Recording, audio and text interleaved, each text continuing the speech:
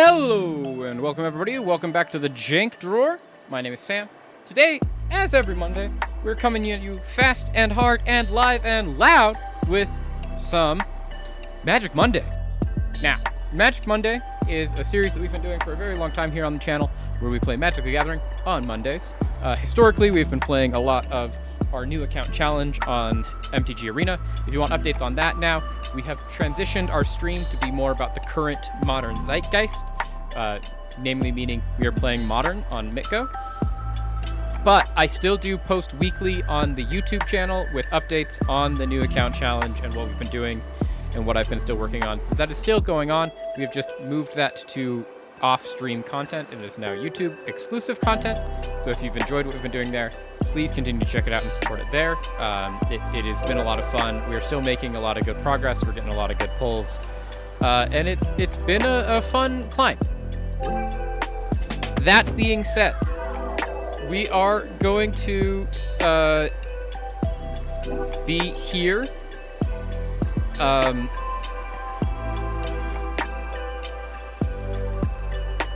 we are going to be here today playing Modern, which Modern is one of the many eternal formats. Good morning, Midnight Campaign!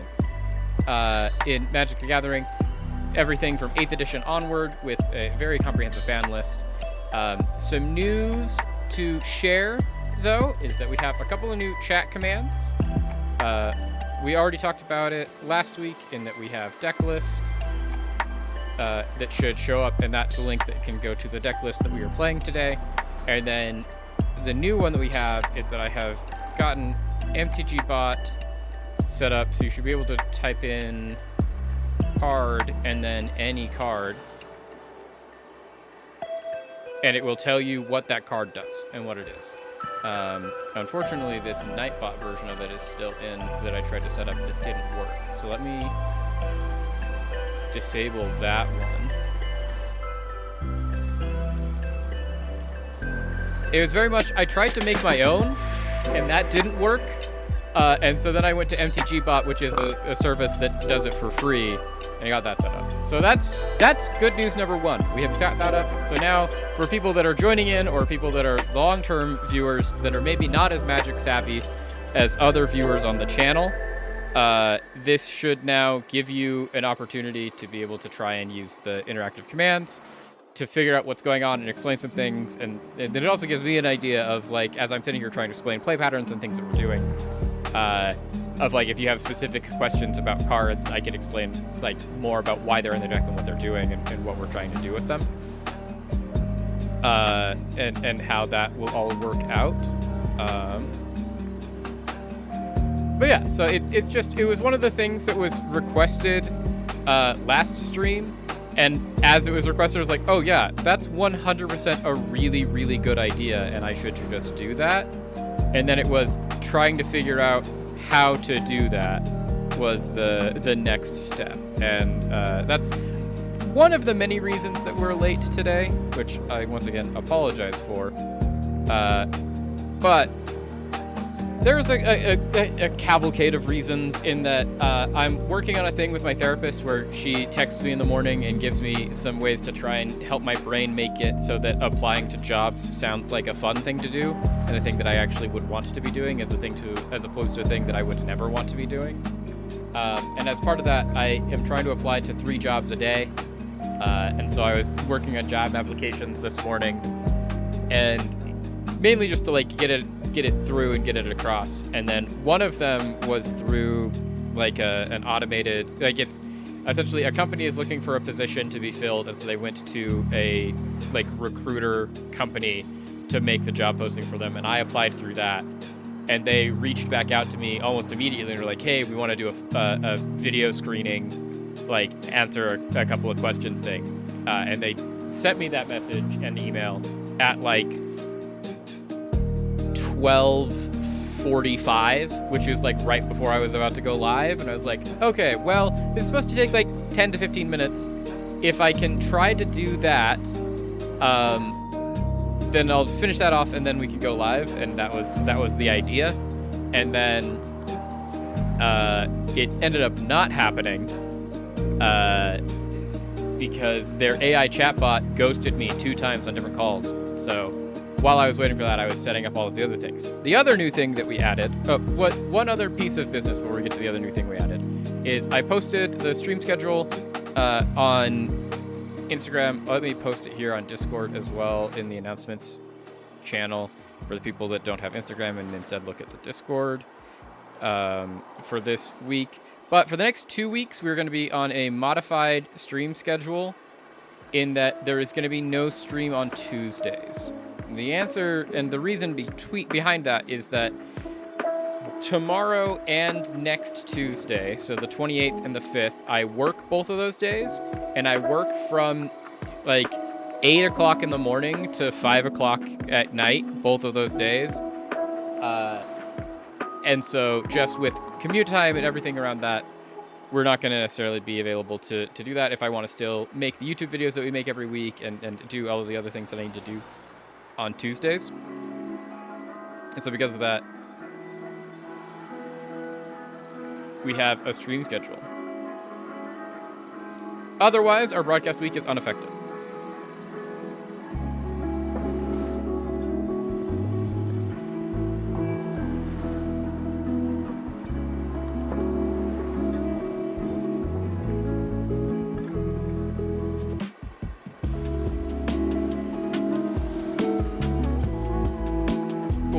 So,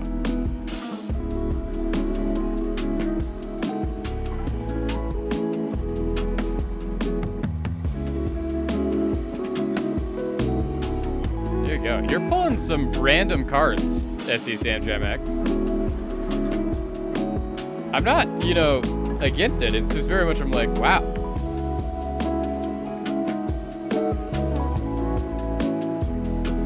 Cool.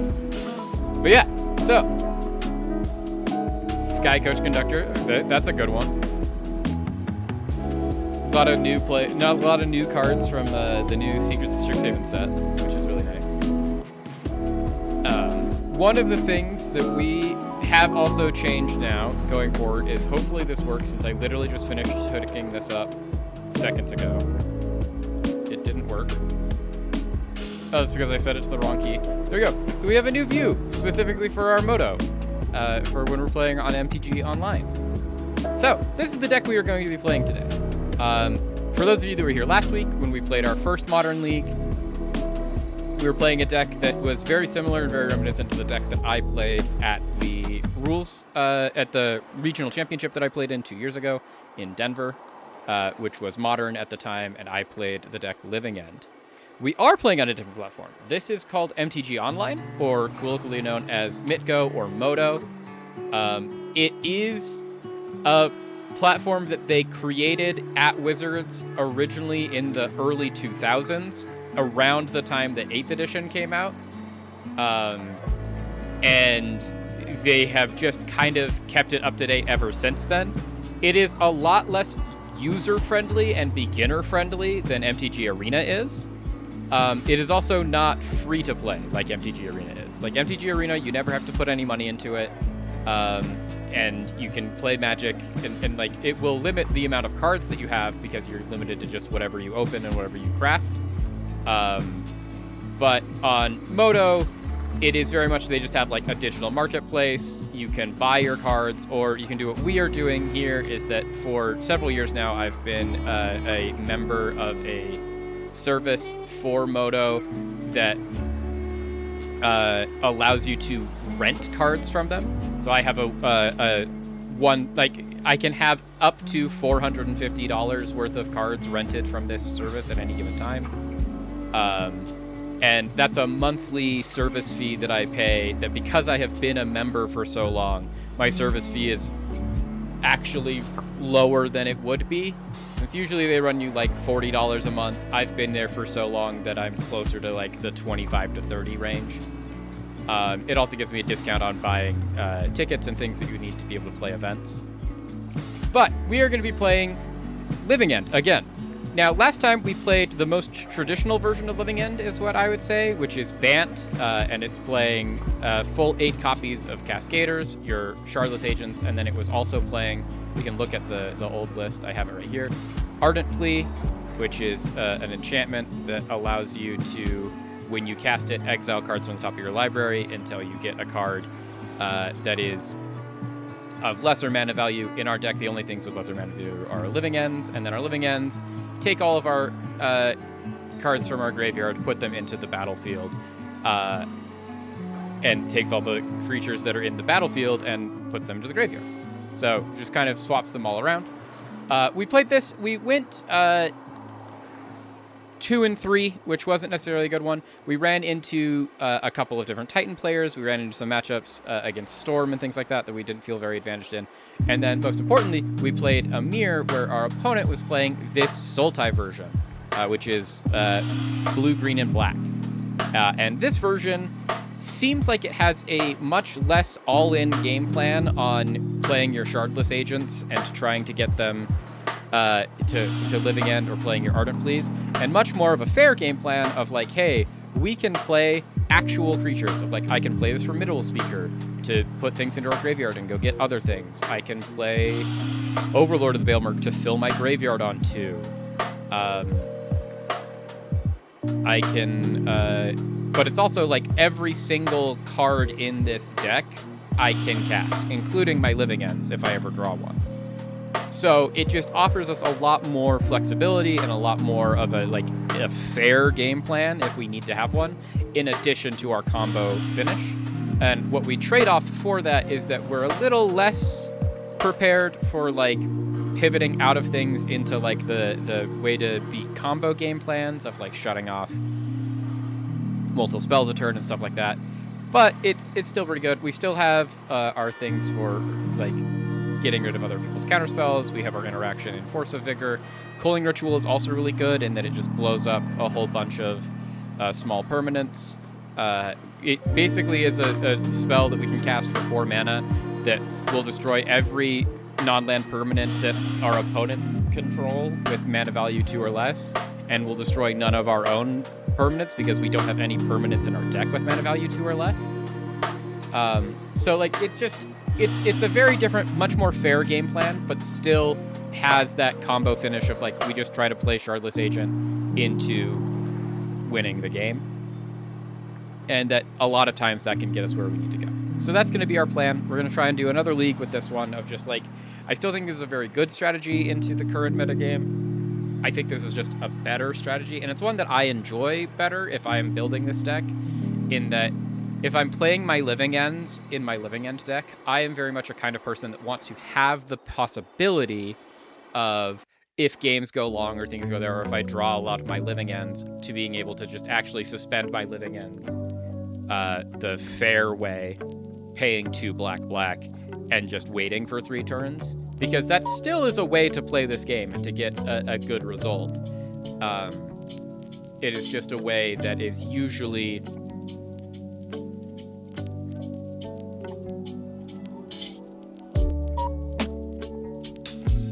Yeah, it's just a way to play the game that is usually a little bit more resilient, which is kind of what I'm looking for in this metagame.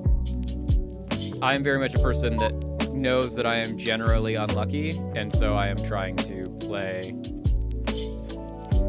to minimize the impact that my unluckiness can have on our results. So let's start finding some matches.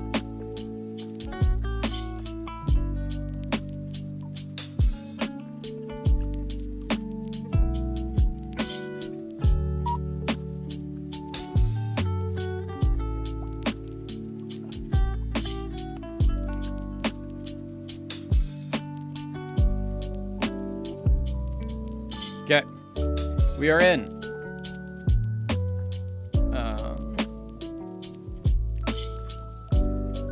So let's make this so we can see it. Honestly, I like this hand a lot. It doesn't have any of our things, but it has a lot of ways to get them. Of like, we can Formidable Speaker, we can Overlord on 2. We can try and get something off this Sewers. We need to draw a 3rd land at some point, but the Sewers can help us get there. I kind of like this. Keep this, and we'll get ready to go. We'll just rock it. Being on the draw also helps a lot because we'll be able to get another look at a card. Okay, Marsh Flats.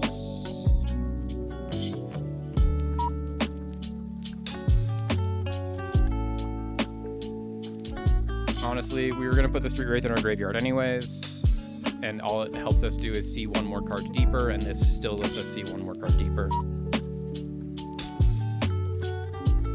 Underground Mortuary, okay. What we want to be on the lookout for is if our opponent puts more like big creatures, like if they are playing the same version of the deck that we are, because they could be. We don't get to see anything off of that, but Verdant Catacombs. Okay.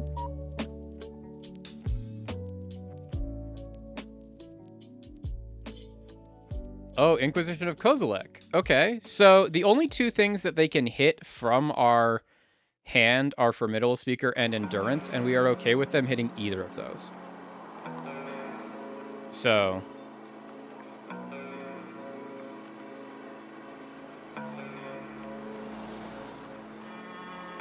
we'd obviously like them to hit the Endurance more than the Formidable Speaker, but either one of these things is fine. Formidable Speaker is the correct choice. It is the choice that they made.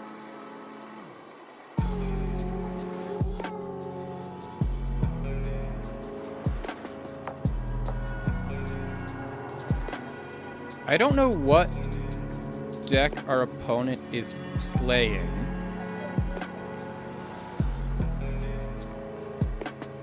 That is leading with... like, I just don't know what decks in this format are playing Inquisition of Kozilek anymore. Okay, so we can get Formidable Speaker, Disciple of Freylease, Generous Ent, or Deceit. I think we'll grab the Formidable Speaker that they made us discard. Just because what we don't have currently is a way to cascade things out of our graveyard. And Formidable Speaker is a tutor that allows us to go get our creature that allows us to cast our cascade spells. So, plus Deceit, Generous Ent, Disciple of Freylease are all really good things to have in our graveyard to just get us back. Street Wraith also being in our graveyard is huge because our opponent is playing swamps. And if our opponent's playing swamps, Street Wraith allows us to have Swamp Walk and get in guaranteed damage. Oh, what they're probably playing is green-black Yawgmoth, or I think it's now just called Creature Toolbox.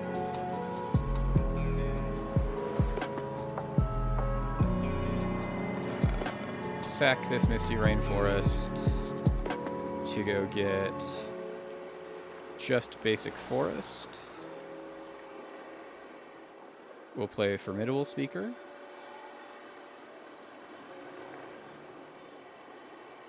I will discard our Verdant Catacombs to go get our Shardless Agent.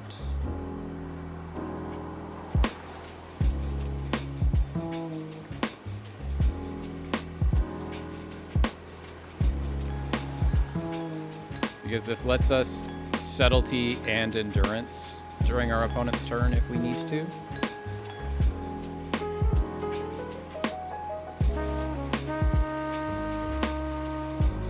What is our opponent playing? Witherbloom Charm. Sack a permanent if you do draw 2 cards. Okay. They sack their token, they draw 2 cards.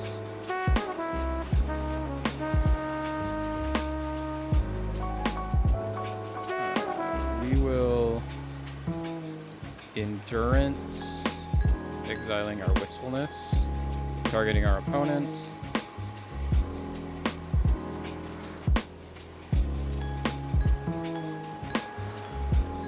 Just to get another creature in our graveyard.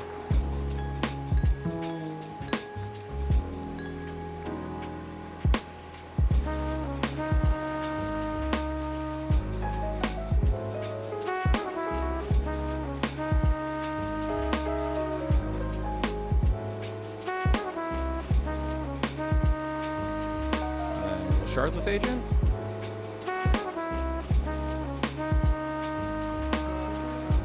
Cast this Living End.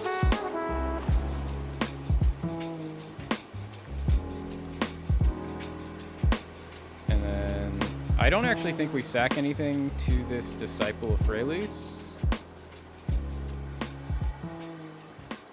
I think we just let this Disciple of Freylis trigger Fizzle.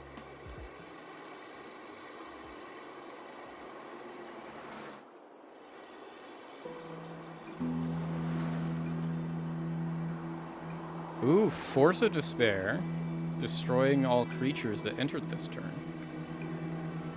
Force of Despair is a little bit of a blowout.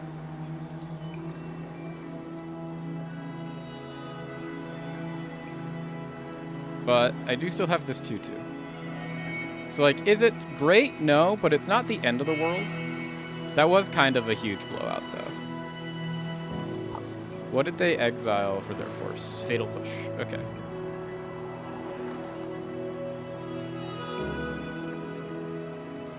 They're gonna Thoughtseize me. You can look at my... You can pay 2 life to look at my 3 subtleties.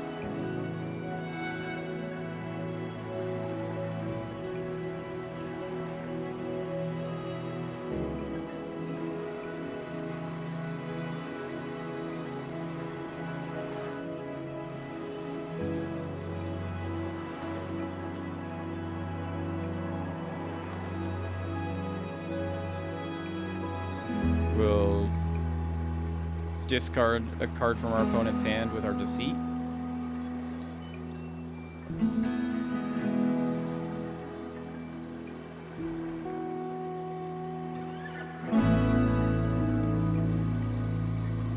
What 1 black spell do you have?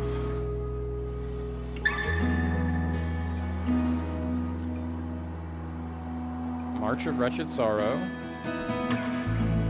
Okay.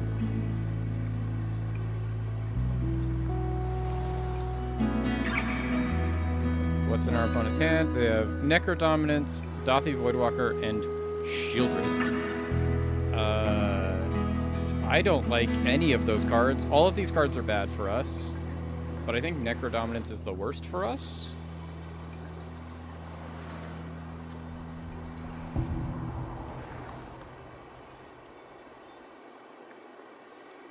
Okay, so we know what deck our opponent's playing, and it's Mono Black Necro.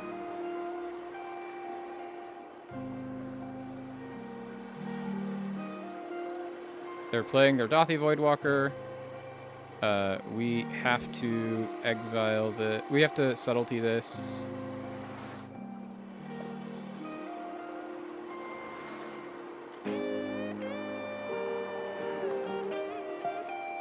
Just put it back on top of their library. This also incentivizes them to really have to choose whether they care about having their 3rd land or not. And we now know that we don't need to look out for their Voidwalker. They only have Shieldred in hand. So we have perfect information about our opponent. Oh, this is gross. And then we just drew this Shardless Agent. Cool. So, our opponent is playing Mono Black Necro.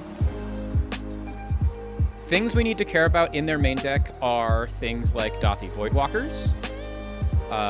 Because Dothi Voidwalkers are 2 mana, and then we don't get to have a graveyard.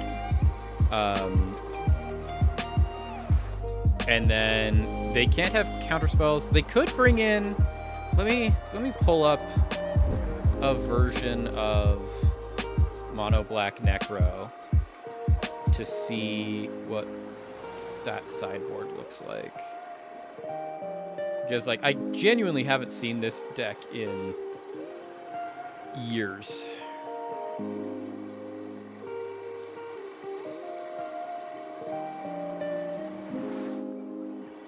So there's Surgical Extraction, which is annoying.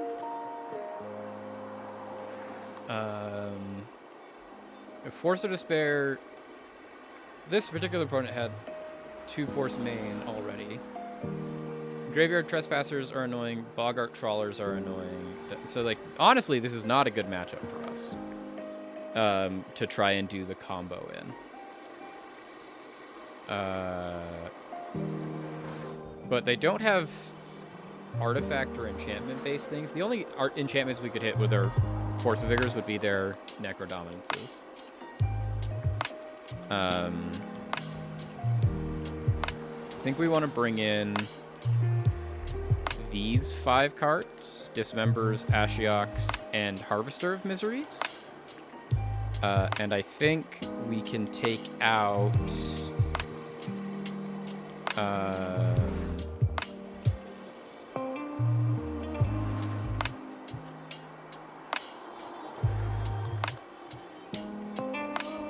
Force Negations. And we can trim on a Wistfulness.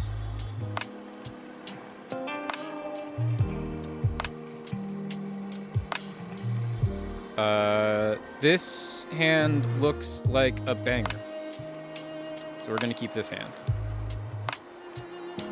We get Misty Rainforest. They're going to try and Thoughtseize or Inquisition of Kozilekos.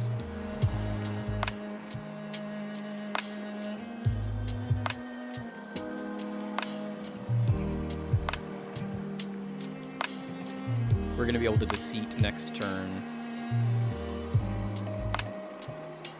We're going to get an Underground Mortuary. This hand, I think we will also get an Underground Mortuary as our land off of this Misty Rainforest.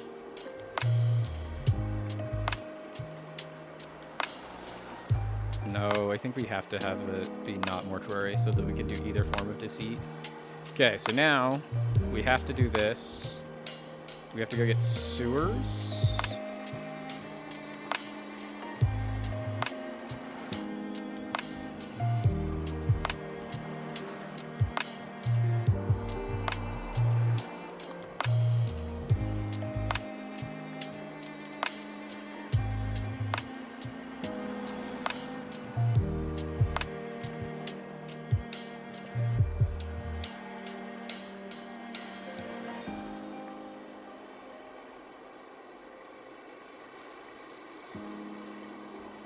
So early Dothy Voidwalker is just kind of a death sentence for us, which is less than an ideal situation.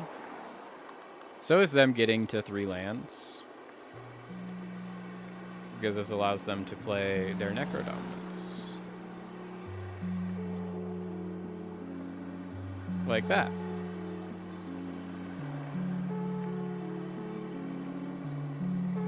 So now they're going to draw a billion cards, and then they're going to try to do a whole bunch of damage to us. So they drew 4 cards.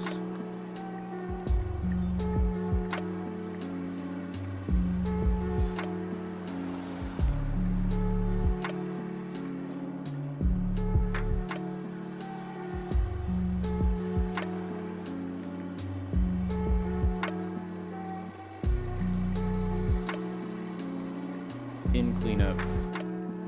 Oh, what did they exile? Burn Catacombs, Witherbloom Charm, and Felder Profane. Okay.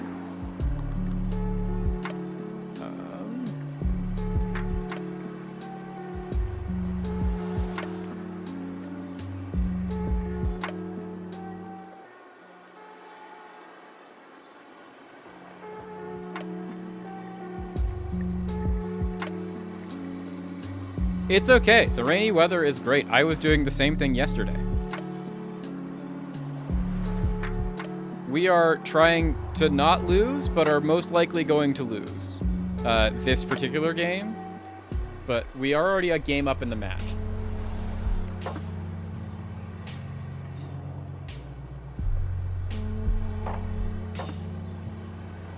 Okay. Graveyard Trespasser is fine. We don't have anything in our graveyard currently.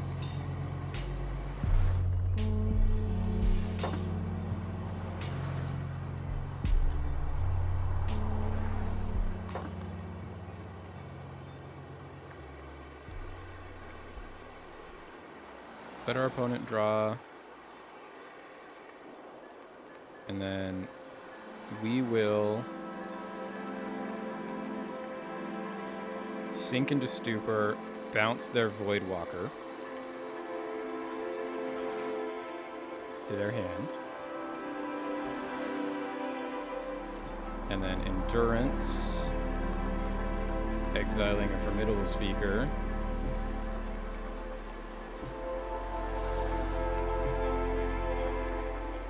And then we'll have them put their Marsh Flats back into their graveyard. Exactly, Midnight Campaign. You see the vision.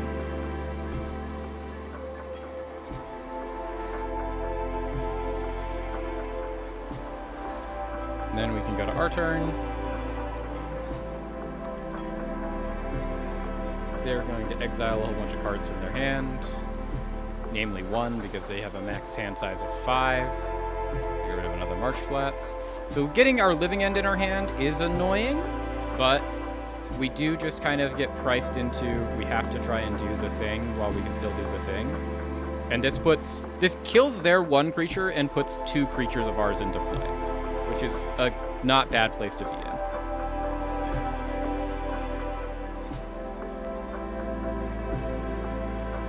We'll cast this Living End to get this Endurance back. Okay, they've got 1 black. Are they... Oh, they're trying to Surgical Extraction my Endurance. Okay. If you're using your Surgical Extraction on my Endurance, I think I'm fine with that. Because... end of the day, I still get to kill their Graveyard Trespasser.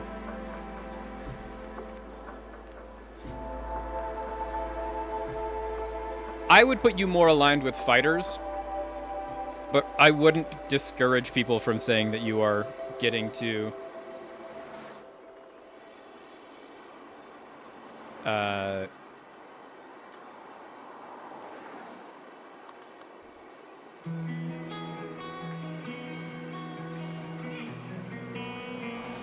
I would say fighter, but I wouldn't discourage anyone from saying you are a ranger. Rat King, I think that it is definitely fair to you to have it be both. Both of these things can be true.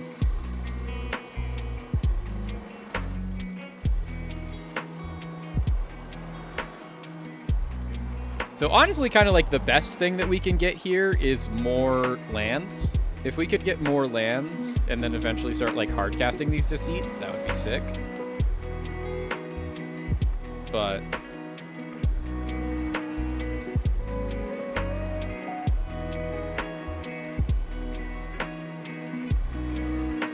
like this one right here.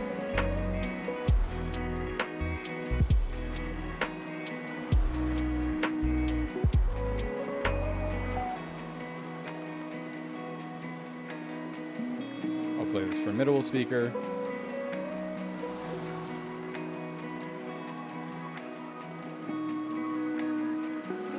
I'll choose not to discard a card.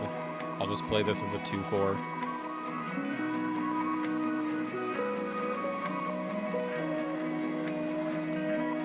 See, the ranger part that I think needs more practicing, because like there are rangers that don't use bows. Like that's a whole thing. It's more the how are your tracking skills and moving silently through the woods. Those are the skills that I think most define the ranger.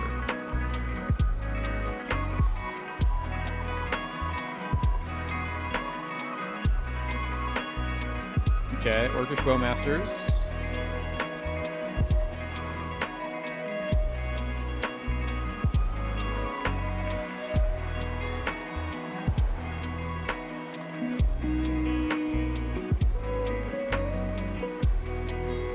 A natural sense of directions, but only in the woods, is a very strong indicator that you are more ranger than you are fighter.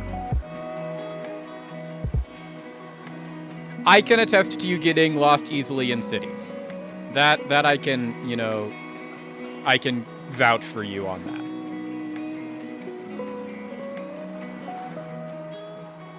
Okay, so they got my Shardless Agent, which is fine. Now they have 2 Shardless Agents underneath their Dothi Voidwalker. Because the Dothi Voidwalker makes me put things in exile, and then they can cast them with their Dothi Voidwalker, should they want to.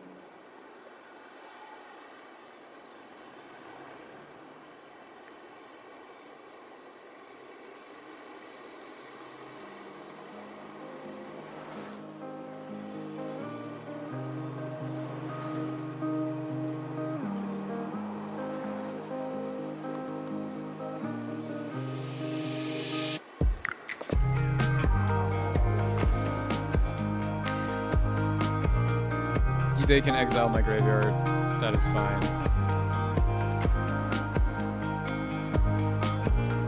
There's nothing in there that we care about.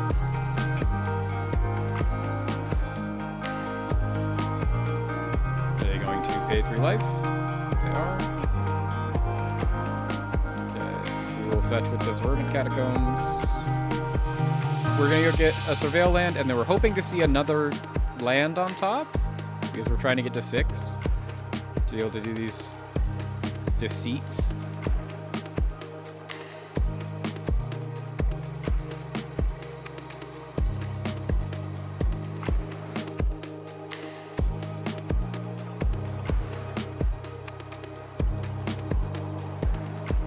We'll grab our underground mortuary. Shardless Agent.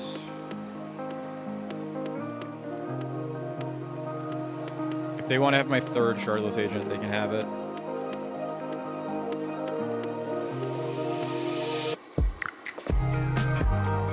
Generous End.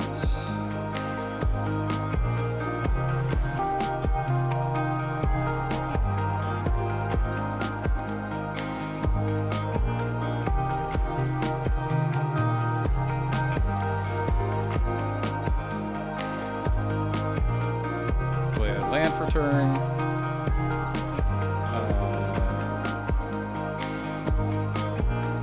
Put that into my graveyard.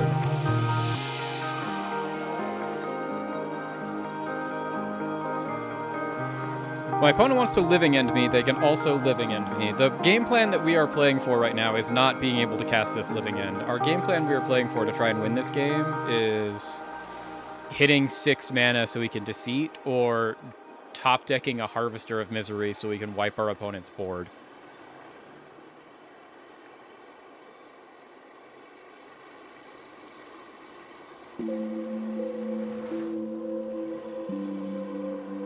Which our Harvester of Misery is a 1-of, which is an unfortunate place to be in. But we need to get rid of this Dothy Voidwalker. The hope is that they'll do it for us and just cash in for like my Generous End, because I did just give them a free 5/7.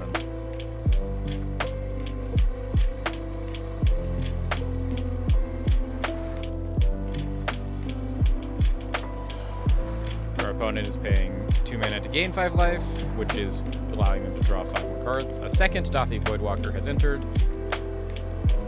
So now we need to find an answer immediately, because this will put us to these Dothy Voidwalkers are lethal.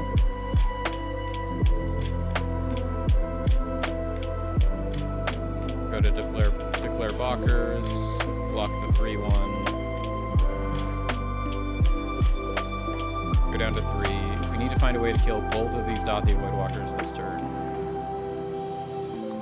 And also hope that our opponent doesn't draw 9 cards and find their Soul Spikes.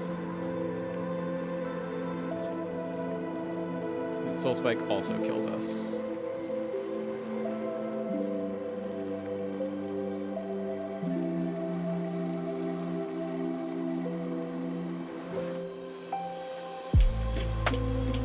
So, we're hoping to do a little bit better on game 2. I don't think that this was the wrong choice. I think we definitely have the right choice here. But I think these culling rituals can also come in. I think we only want to trim 1 more of those, though. But we can also maybe trim...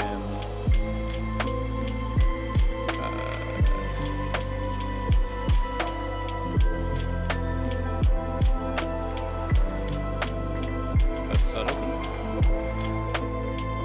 Just because the number of permanents that they have that are 2 mana or less is like 8, but they're 8 permanents that we really, really care about. And it's even more if they did bring in their Damping Spheres.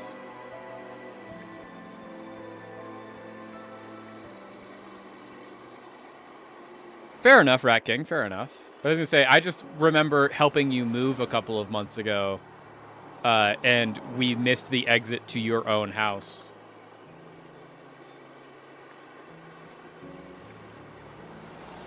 because I didn't think I needed to remind you where it was.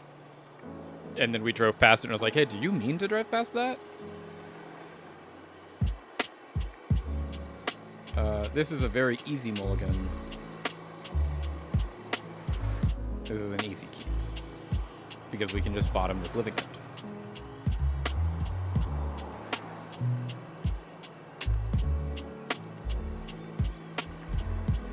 I believe that. I do not doubt for a second that you have since that moment also missed the turnoff for your own house again. Well, that was kind of the whole point of the conversation that we were having, is it was like you missed the turnout that time too, because you and I were having a wonderful conversation that resulted in you missing the turnoff.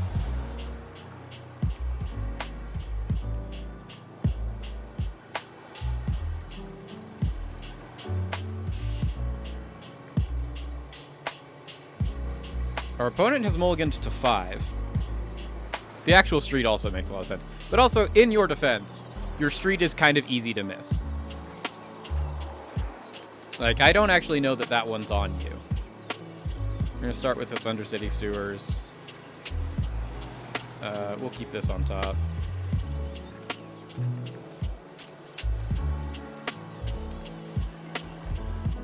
Agreed. Agreed.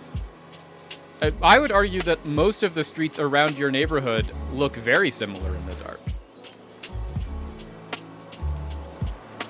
In our opponent's end step, I will cycle this Street Wraith to draw the culling ritual we know about, because I don't want to draw it for our turn.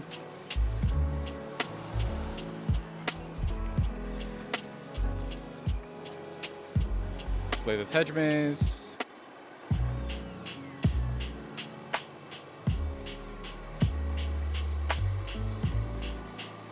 I'll put this Deceit into the graveyard.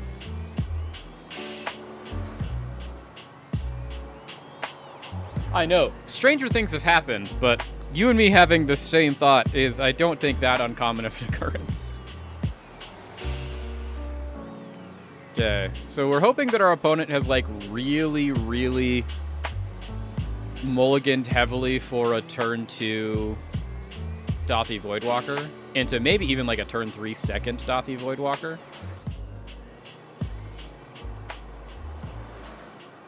Oh, they've been to Necrodominance. That's honestly, I think, good for me.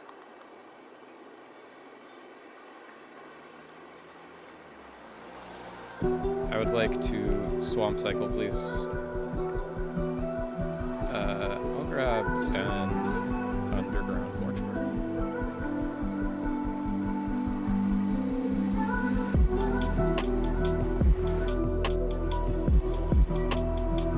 Play this Breeding Pool.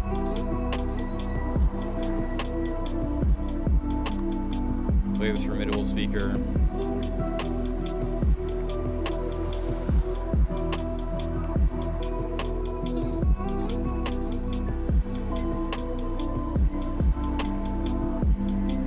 Deceit to go grab a Shardless Agent. Our opponent has to have something now or they won't have anything, is the goal.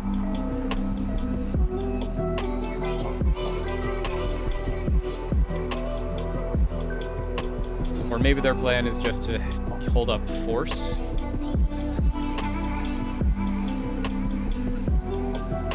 I say, Fighter Ranger multiclass is a thing that he could be.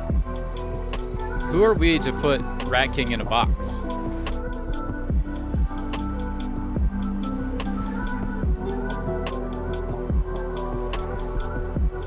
Boggart Trawler also works for this. Gets rid of our Street Wraith, our Troll, and 2 Deceits.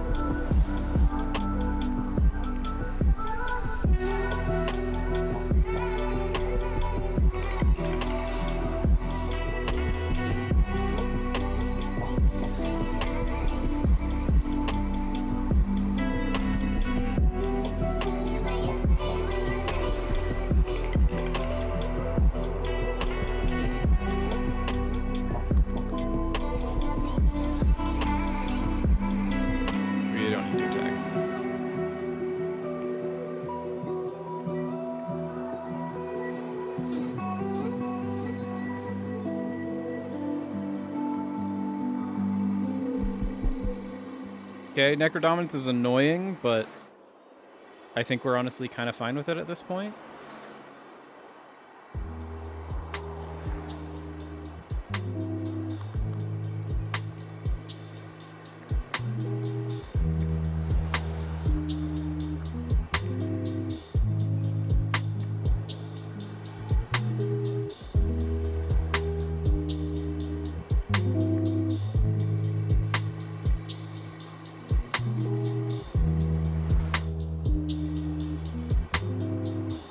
Especially since we're hitting land number 5 next turn.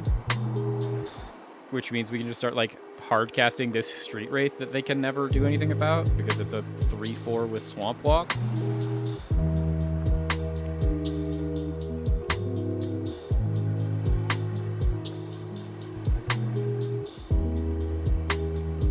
Our opponent is going to attempt to kill our Formidable Speaker.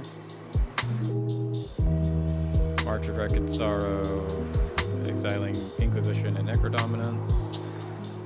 To kill our Formidable Speaker, gain some life. If they're going to do that, then I do think we will cycle this Street Wraith.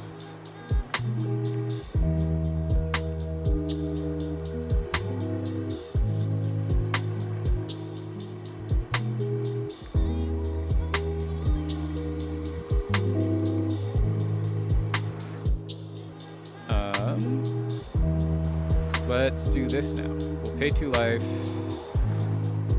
We'll get a forest. We would like to double black Deceit.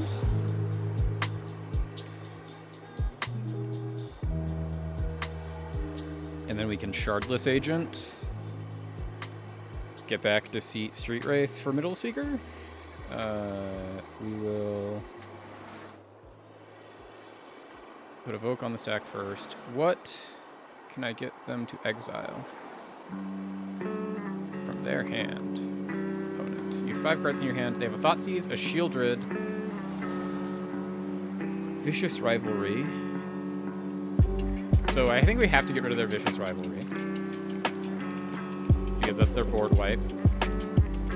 And then our Deceit can go into our graveyard. And then we can shard this agent.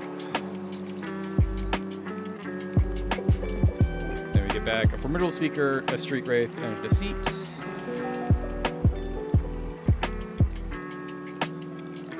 And I think actually we discard this Culling Ritual to go grab a Wistfulness.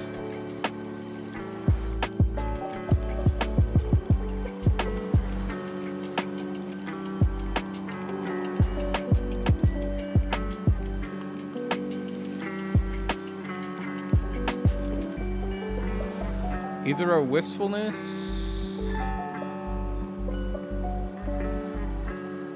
Yeah, I think we just get rid of the other thing is, like, you go grab a Deceit in case we draw land number 6. Let's just do that. Land number 6 and Deceit seems really, really good.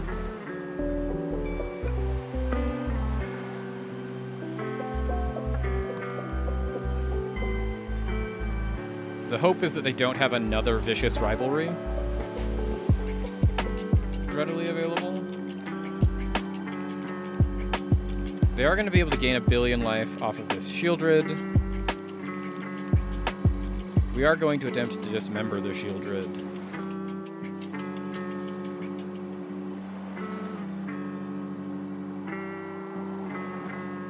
So the Shieldred Necrodominance combo is that the Necrodominance makes them draw cards, which is really nice. That's why it's better than Necropotence for specifically this reason.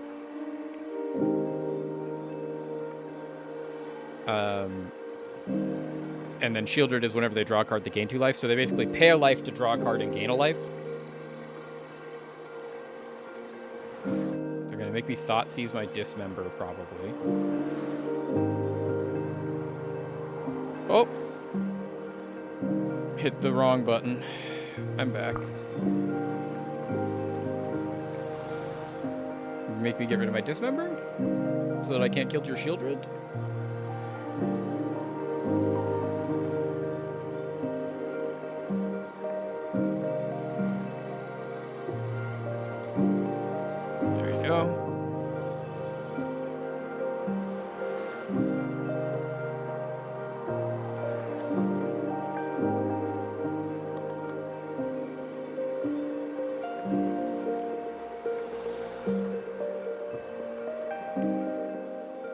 Yeah, so they drew 10 cards, which means that they're going to gain 20 life.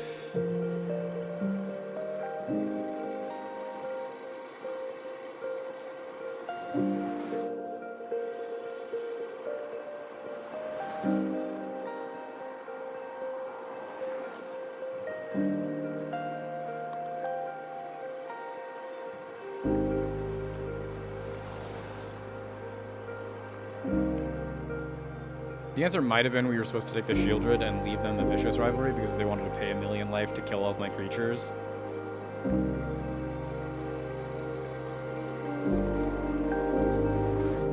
So they couldn't do specifically this.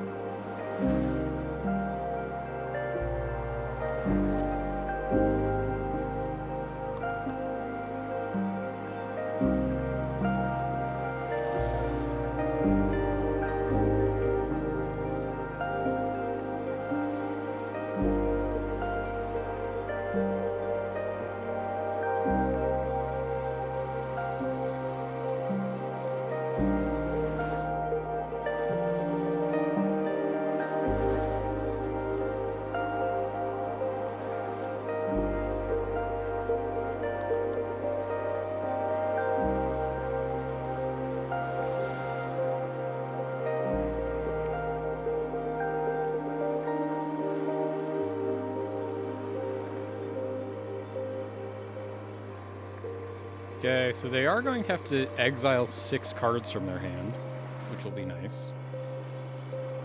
I don't know what 6 cards they're going to get rid of, or if they hopefully have drawn into some of their soul spikes for them.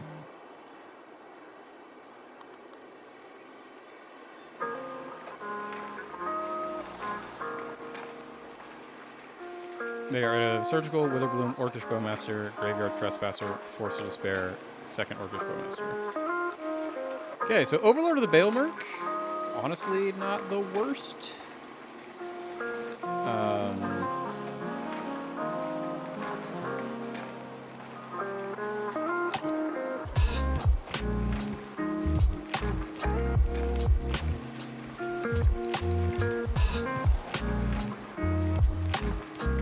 Grab this Subtlety, I guess. Got rid of 2 more Overlords and an Island, so Island would have been great. The Overlords, honestly, maybe it's probably for the best that we didn't grab. We will evoke this Deceit, bounce their Shieldred to their hand.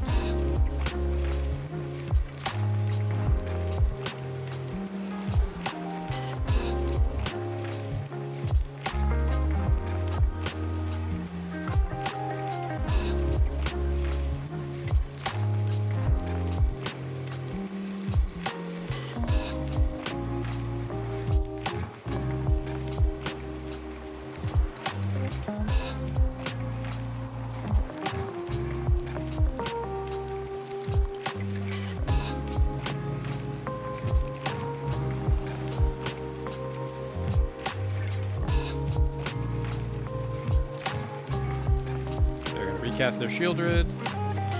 We're just going to repeat this song and dance kind of forever, aren't we?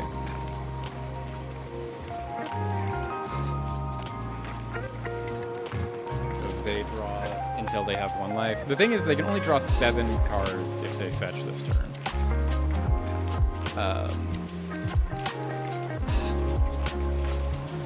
And gain 14 life.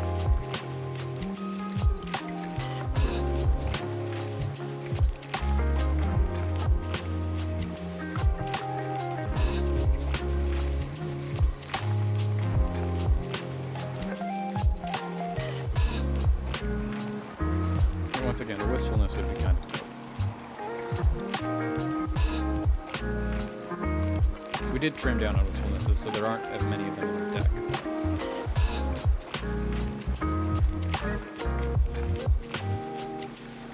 Dothy Voidwalker is annoying, but not the end of the world. At this point, we're not really in the position where we want to be putting any more creatures in our graveyard.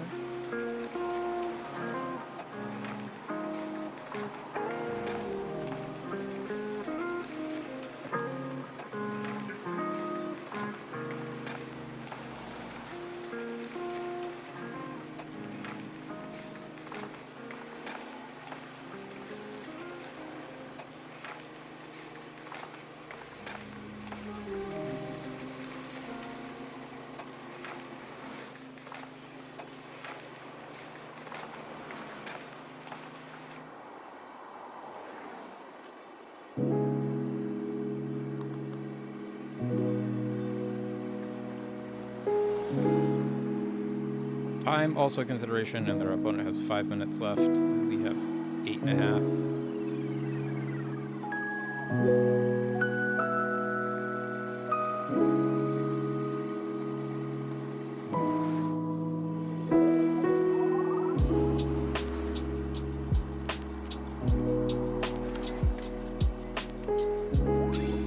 Okay, so we can't cast this Generous End, but that's fine.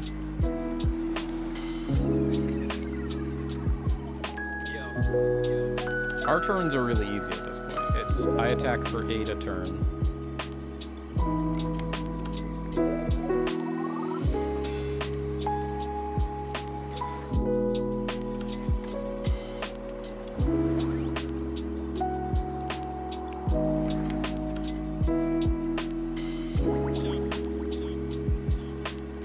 When I get my Overlord online, we attack for 13 a turn.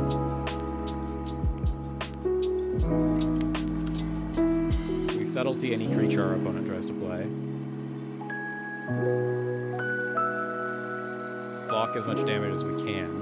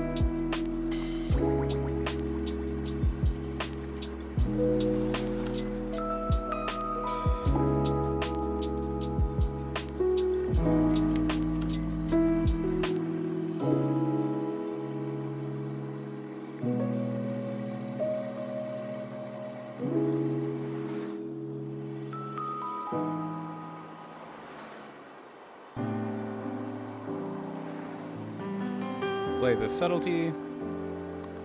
Just get another creature in play. Of course, is another target for them to do weird shenanigans to when they draw 6 cards here. They have been very bad at drawing Marches of Wretched Sorrow so far, which has been very lucky for us. March of Wretched Sorrow us, and then this whole math goes wrong.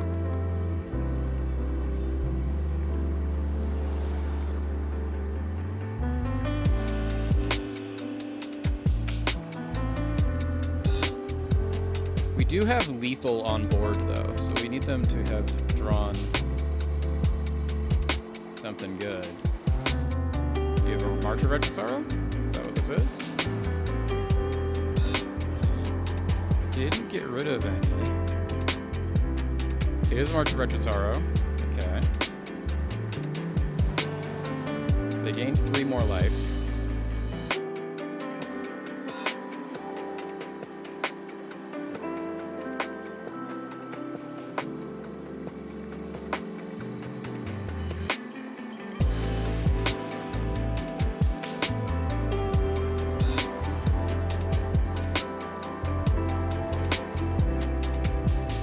Back him down to 8.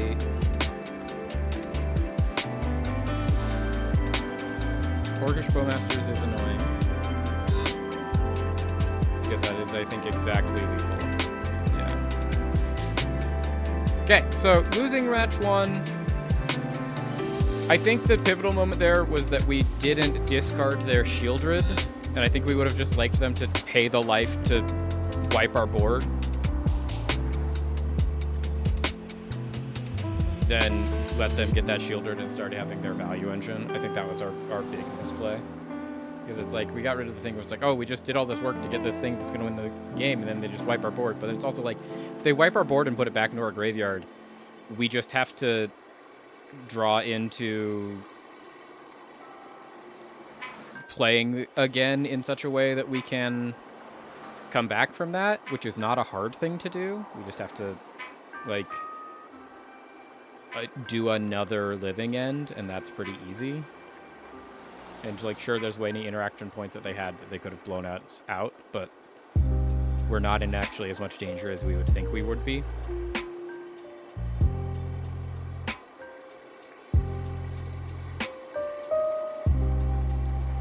Okay.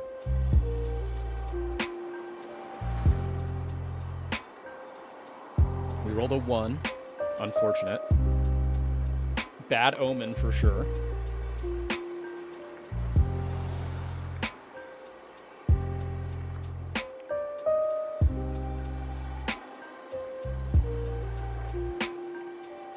This is a really easy mulligan. We have a Living End in our hand. This is a good easy keep. We really need to find another land. But the Verdant Catacombs can get us a survey of land to hopefully find us more lands. Stomping Ground, eh? Into Ragavan. I hate that. Okay, this is probably some kind of zoo list.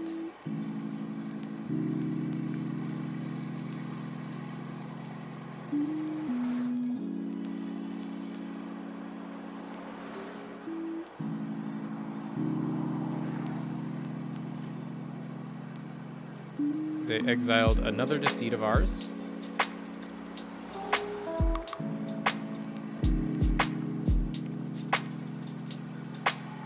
They do not have... Oh, there they do. They do have second land. I'm like, this is definitely zoo. I have come across slap wrestling a couple of times.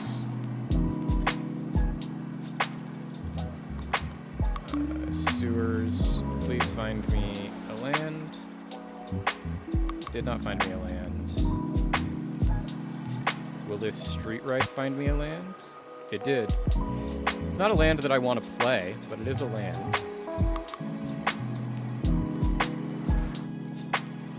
Now we're just kind of in the... So, the slap wrestling I have come across is traditionally Russian.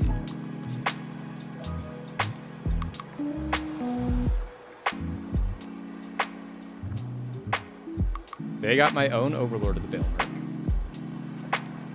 They're going to cast my Overlord of the Bailmerk.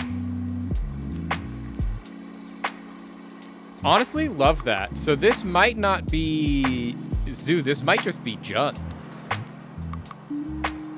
This might just be like actual factual Jund. Third land off the top? No, a subtlety. Okay. Unfortunate, but we can live with it. We are very slowly but surely dying to this Ragavan. And we will eventually be dying to the Orcish Bowmasters as well.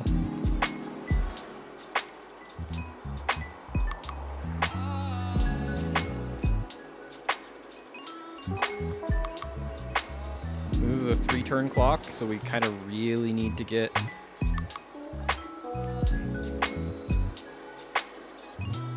They exiled the Generous Ent. It's not a land, so that's actually kind of good for us.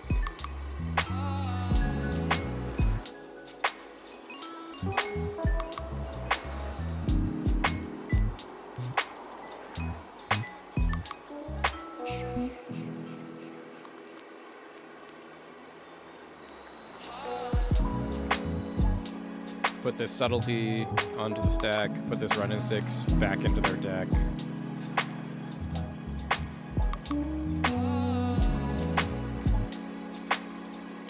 Put it on the bottom, so they don't want to draw their Run in 6. Good to know.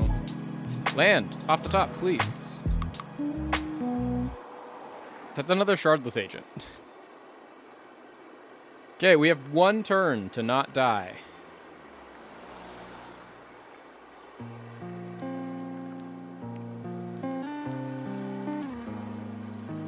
Against a Jund Saga deck that almost assuredly has Lightning Bolts in it. Don't get a land off of me. They got my swamp! No! I needed that swamp. Unironically, I really needed that swamp. They're playing like actual factual Tarmogoyf. Our opponent's deck is sick, but it's also like... Okay. So, Harvester of Misery, Culling Rituals come in, Ashioks come in, Force of Vigors come in. I think Force of Negations can come out.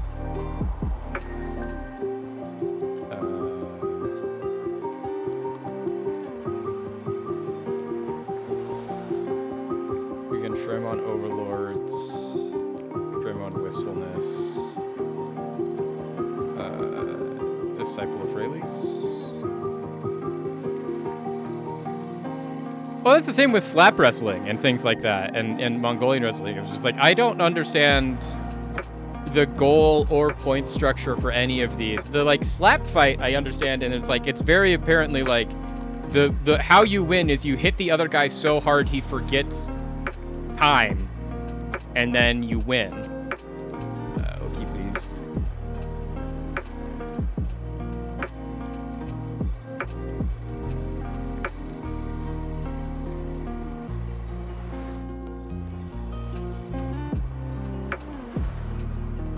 Play our fetch lands, get some surveil lands, start putting some things in the graveyard. Ashiok is going to be nice because we know they are a Saga deck.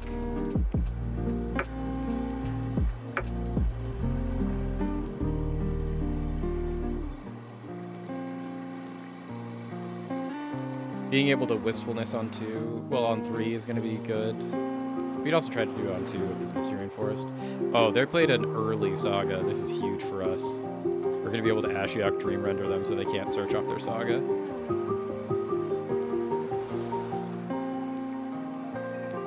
I would like an Undercity Sewers, please.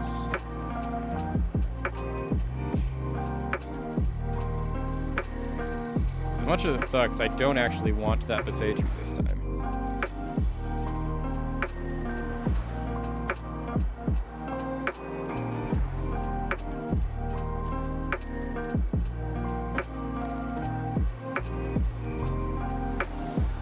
Okay, they just have the Shadow Sphere.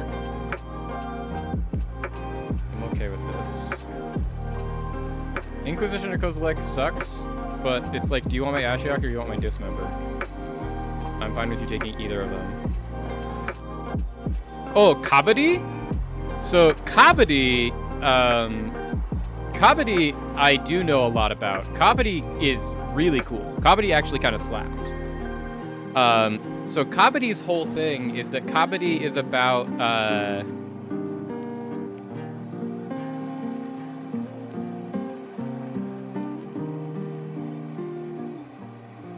like, it's a rugby-like, essentially.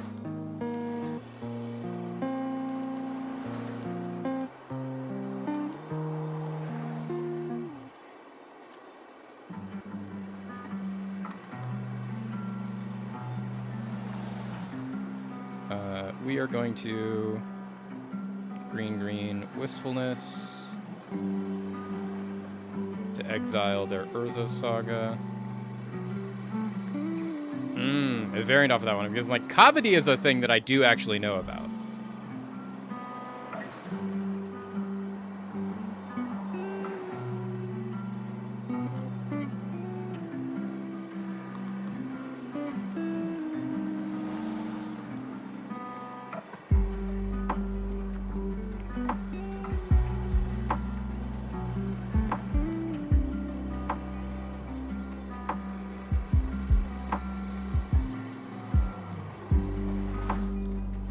Run in 6, do you want your run in 6 on your top of your library, your bottom of your library?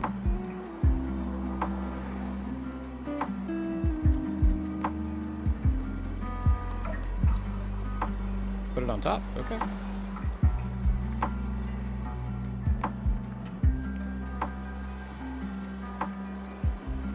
I'll shard this agent.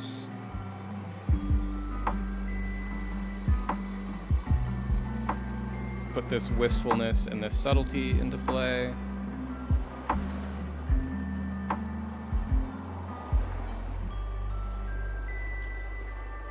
Cool. There we go. Our opponent has seen enough.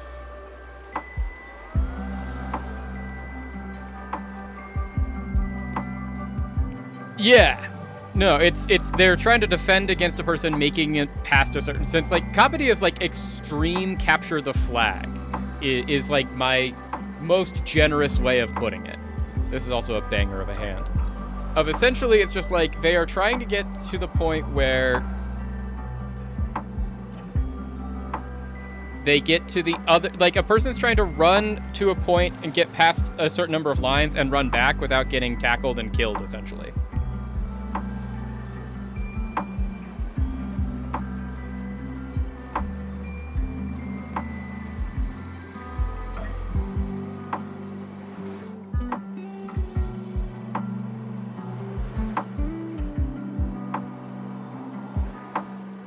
So we do have an answer to this Ragavan in this Harvester of Misery in our hand that we're going to use next turn.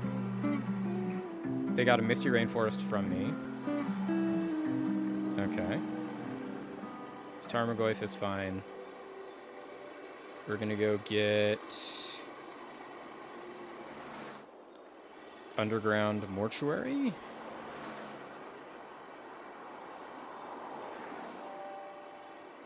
Honestly, I think we want to draw this Deceit.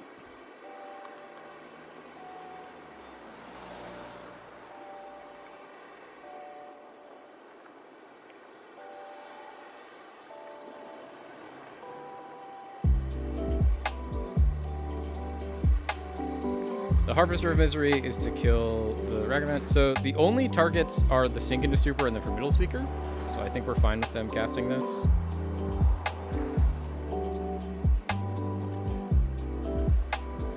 Because, like, Sink into Stupor is the only target that makes any sense, because for Middle Speaker, we will just be able to get back.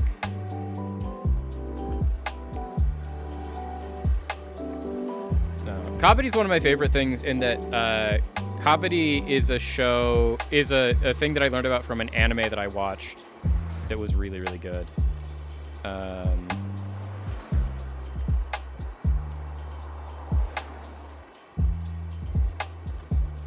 Kill their Ragavan. We're gonna take a whole bunch of damage from this Tarmogoyf.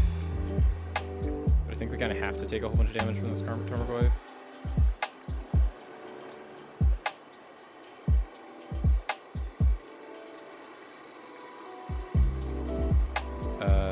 We will pay 2 life for this and pass the turn. Oh yeah, it would be a sport that I'd watch. I have no idea how to watch it locally in any way, shape, or form, but I do know that it's a really cool sport that exists, and there's a really fun anime about it.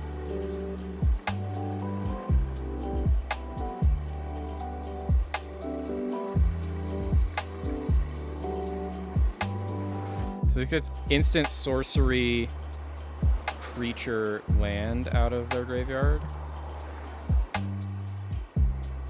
So this becomes a 2/3. And then I can block their Tarmogoyf.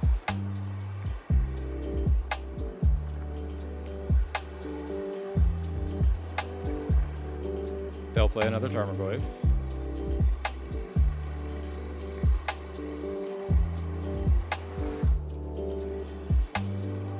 Springs. I do not want to pay 3 life.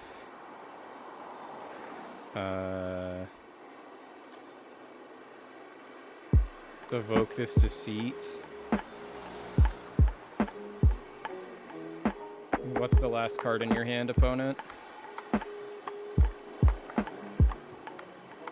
Shadow Spear? Well, it is going to make your Goyf bigger, which is unfortunate, but such is the price we pay. Now you at least can't make a Goyf with Trample and Lifelink, so that's nice. Oh, probably. That's the thing, is just you just have to find a place to watch it.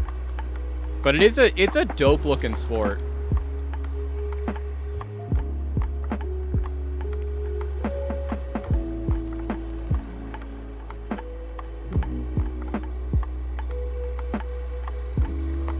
Apparently whatever they found was so good that they didn't want to put it into their graveyard.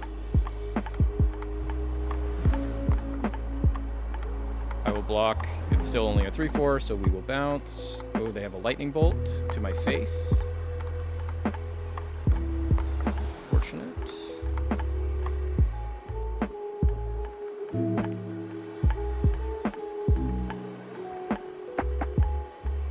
We need to go grab this breeding pool.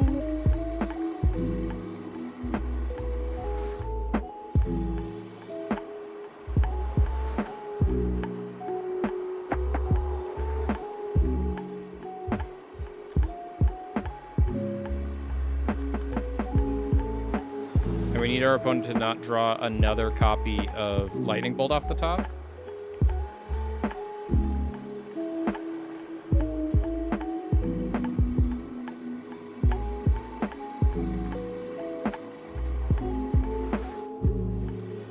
So we know hand is Tarmogoyf plus one other card.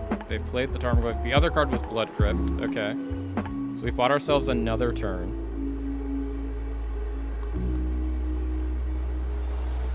Honestly, I will play this Boseiju because we can just cast this Generous End.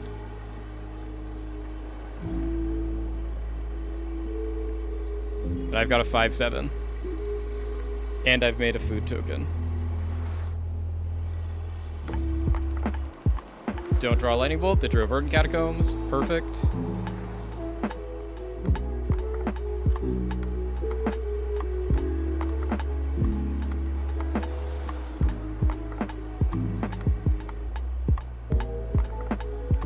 So we already have instant, artifact, creature, land. So let's just, while we can,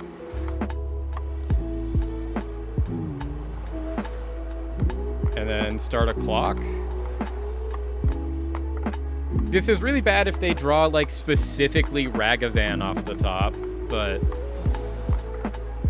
otherwise, we are so... Nile Spellbomb, also annoying, but, like, us getting things out of our graveyard is not how we're winning this game anymore. How we're winning this game now is that we have a Generous Ent in play that we hardcast.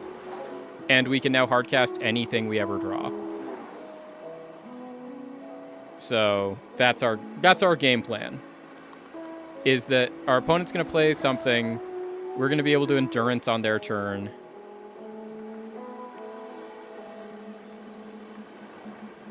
Cast this Endurance.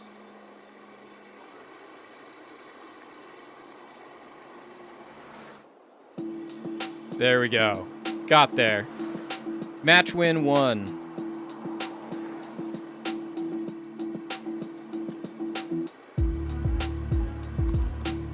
Okay.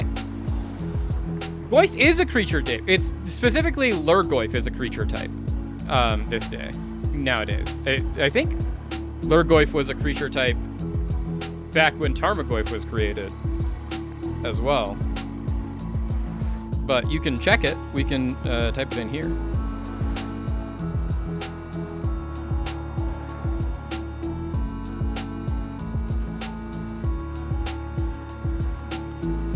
Yeah, it's a creature Lurgoyf. And there's a whole bunch of good Lurgoyfs nowadays. You've got Tarmogoyf, you've got Necrogoyf, you've got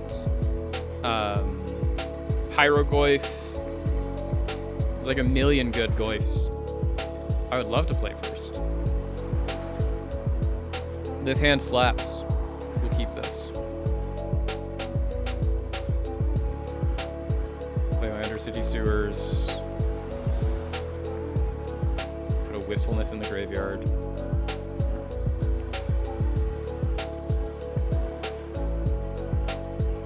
Okay, our opponent has played a Bloodstained Mire.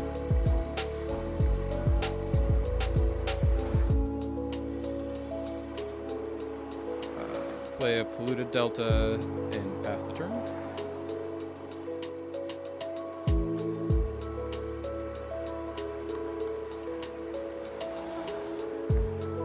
Elegant Parlor. Okay, so this is probably Storm. I don't think our Storm matchup is as good now that we're not the banned version. If I'm going to be 100% honest.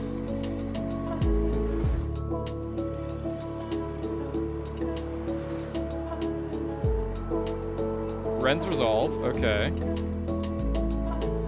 What did they hit? They got Impulse and Past in Flames. Past in Flames is an issue that we will have to deal with.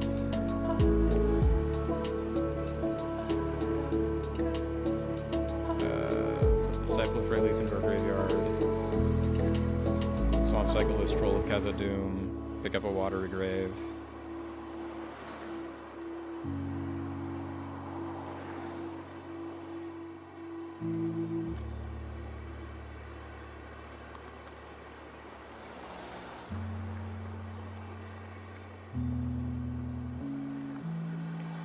Honestly, I think we just jam it.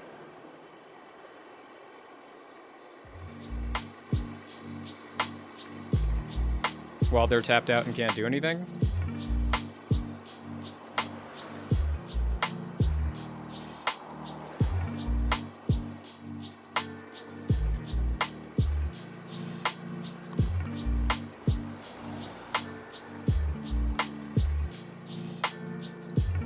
We'll even draw a billion cards.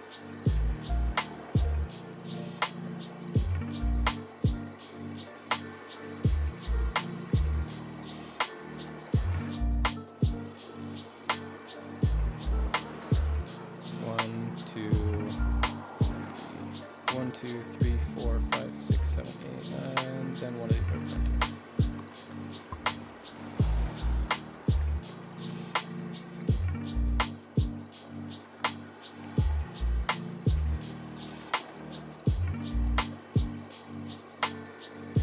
They're gonna Reckless Impulse. They finally got the Ruby Medallion. There we go. That's good for them.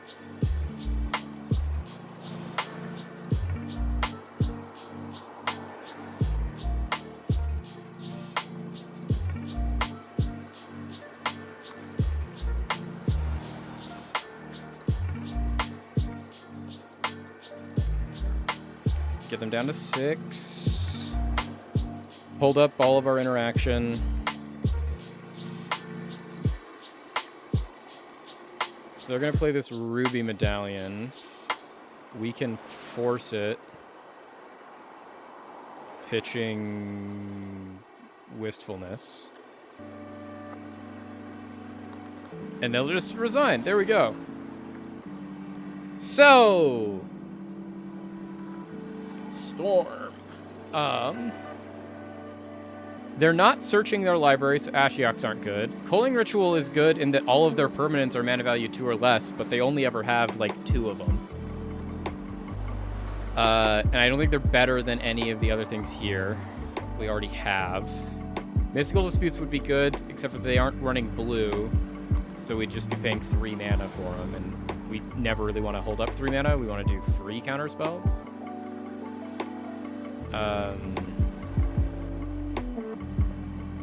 Honestly, I cannot think of what we would want to bring in.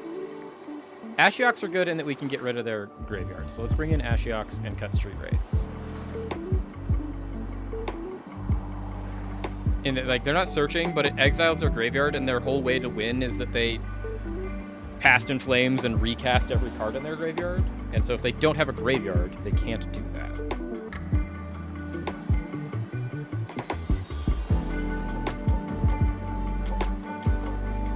Super easy mulligan. There's not a land in this hand.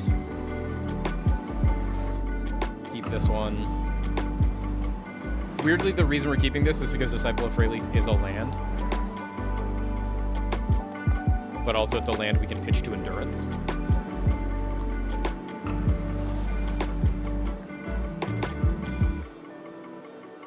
Watery Grave's a nice pickup.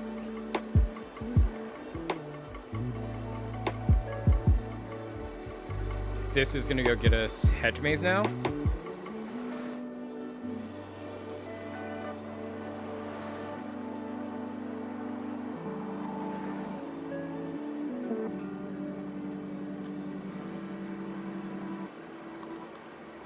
Didn't want to put the card in their graveyard, which is nice. Reckless Impulse on 2, we're fine with. What's their exile zone? Wish and Arid Mesa. Okay. We'll go get our Hedge Maze. Wistfulness can go into our graveyard. second endurance kind of slaps. We'll play this Watery Grave.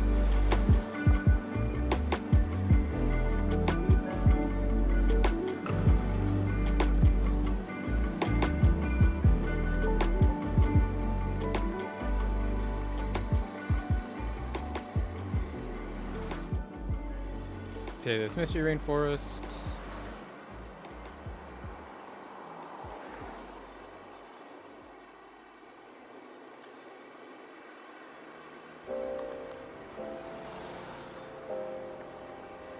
Valakut Awakening we're fine with.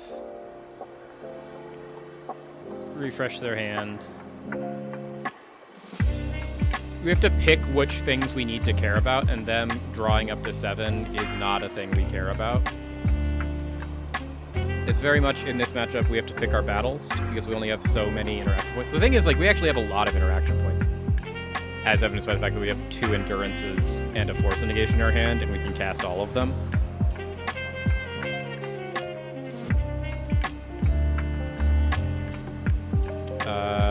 They're going to try and go for it, which means that we are going to force negation this Orum's Chant, pitching a Shardless Agent.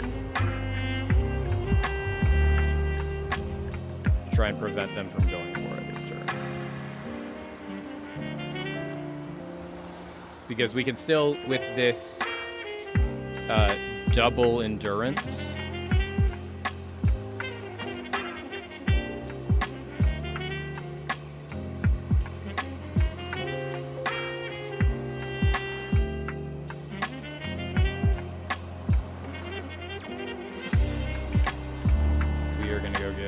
basic forest and cast our first endurance of the game and get rid of our opponent's graveyard. Most of their things are going to come from them exiling things, but if we get rid of their graveyard as often as we can, then they can't get us with Past in Flames ideas.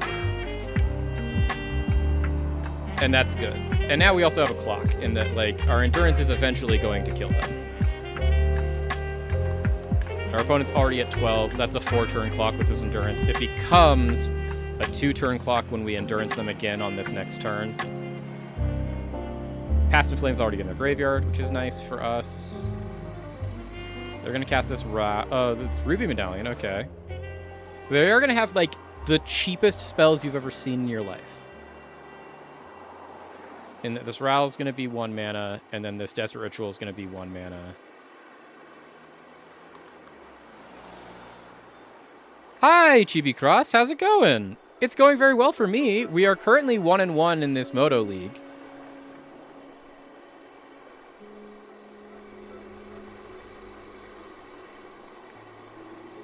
Trying not to lose to Storm. We currently have a game in hand.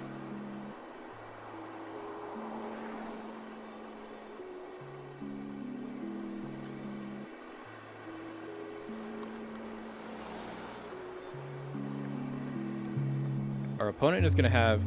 I have been playing Magic for, gosh, 22 years. So, like, functionally forever. Okay, they got an Orum's Chant.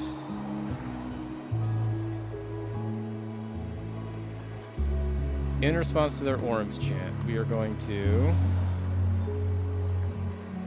grab an underground mortuary.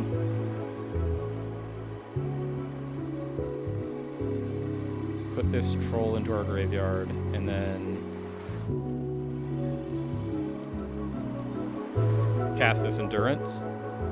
Besides this, I play D&D, I play a whole bunch of other video games, I like making videos and telling stories, I'm really into soccer or football, depending on your preference.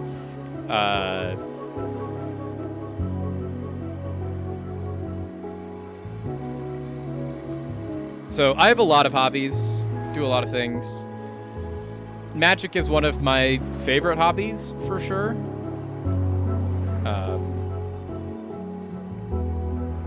Okay, we might lose to this Ral that they were able to flip. Because they're going to be able to -8.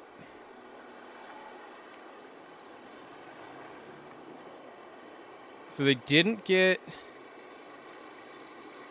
They did get their Grape Shot. And because they got the Grape Shot, I think we have lost, because I think they will be able to get to 17 spells.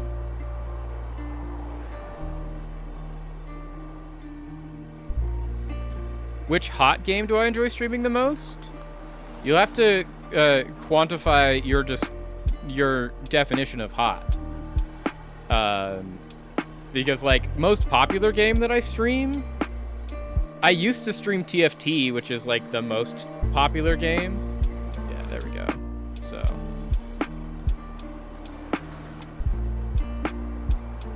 I think we need to bring in the Dismembers to try and kill the Ralts. Trim on these. Yeah, TFT, Slay the Spire. I have played a lot of Slay the Spire. I've never streamed Slay the Spire, but I played a lot of Slay the Spire 1. I haven't played Slay the Spire 2 yet. But also, we haven't actually been streaming all that long, so...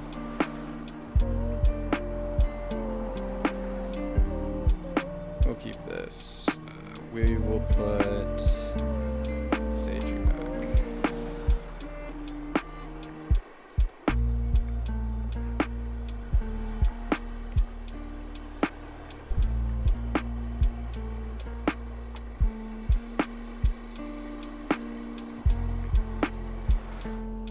When I'm not streaming, currently right now, the thing that I spend the most of my time on is I am actively trying to find ways to either have this be a full-time job or to get a full-time job. Is the main answer. Just because I've been out of work since August of last year, and so we're trying to figure that out. We'll grab this Wistfulness. Because I can pitch it to either Subtlety or Endurance. Behind me is mostly Magic posters. So this is all Magic the Gathering art that I have collected from artists that I've met, and then the big exception is my signed Les Mis poster. Yeah. I do like anime, and I watch a lot of anime. There is just currently no anime represented in the stream setup. But I do watch a lot of anime.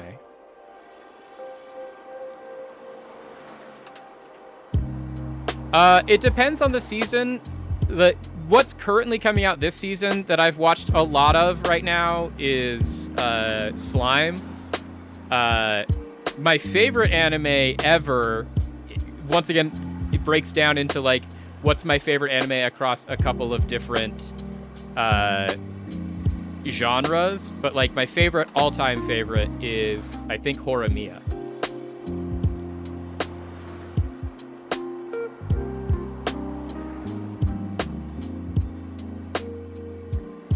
We'll play this Ashiok, start getting rid of their graveyard, and we exiled their Grape Shot, which is nice, so now they can only wish for Grape Shot.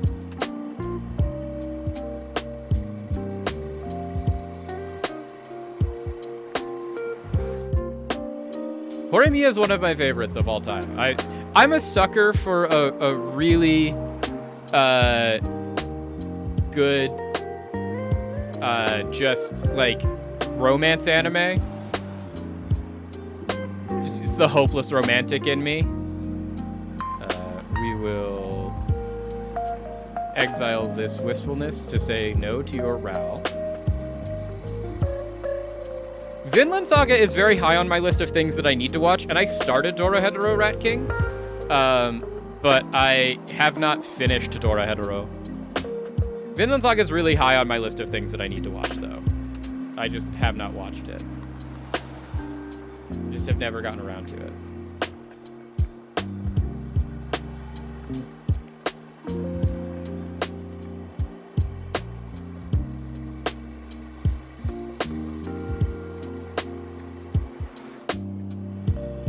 They are very U-coded. Knowing you personally, Classroom of the Elite is really, really good too. I would never fault you for being into Classroom of the Elite, Chibi Cross.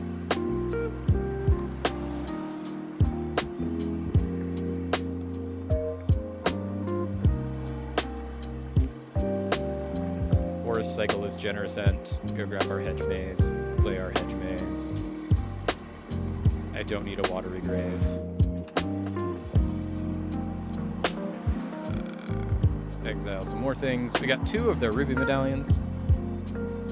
Yeah, I watched Classroom of the Elite. I haven't watched season 3 or 4 fully. I watched part of season 3 and I haven't watched any of season 4. I do know Akaya no Koji.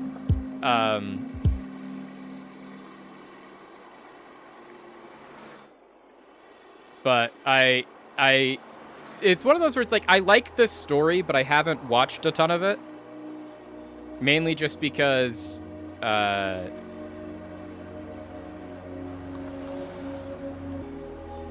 it's one of those where it's like, it's a really cool, interesting anime, but if I want to watch anime, which usually I watch anime to like relax and think about things, and Classroom of the Elite is not an anime you can watch to relax. Like, it's just not how Classroom of the Elite works.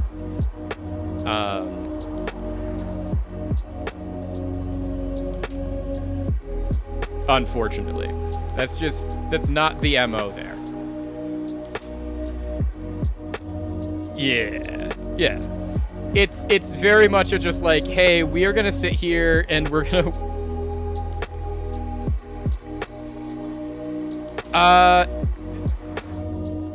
Chibi Cross, I'm not looking for any design work right now. If you want to get into the Discord, you're more than welcome to get into the Discord. The links are all posted in the chat, and they have chat commands. You can find them here. But I'm not currently looking for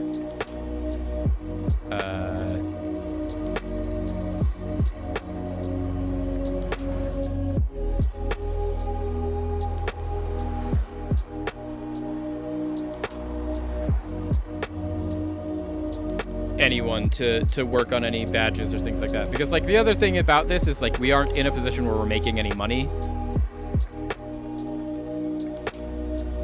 Yeah, so that JankNat 20 is one that I made myself. That's kind of the level of work that we're able to support right now at the channel, is if we're gonna make something, I have to be the one that makes it myself.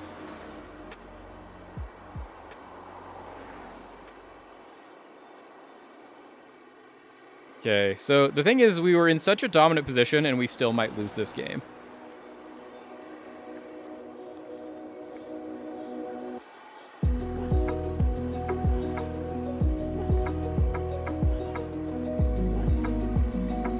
Fast and Flames is especially annoying.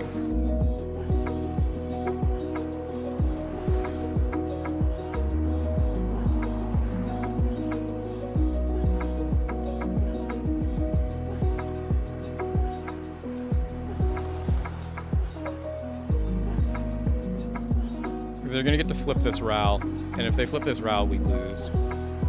We just didn't have a way to cast this Force Negation. The hope is that they don't have another Grape Shot that they can get, but if they ever get a Wish, they can wish for this Grape Shot.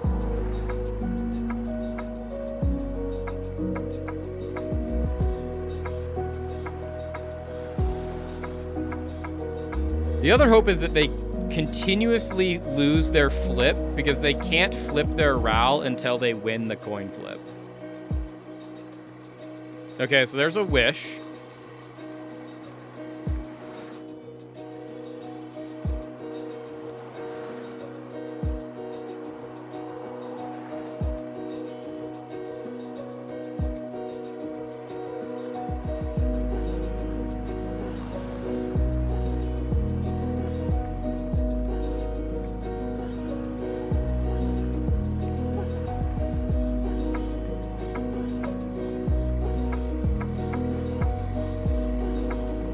Okay, so now the hope is that they don't have any way to generate more mana.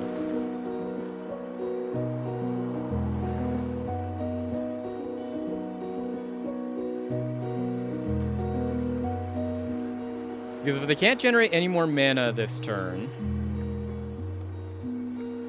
Okay, Scalding Tarn. How many of these in exile can they cast this turn?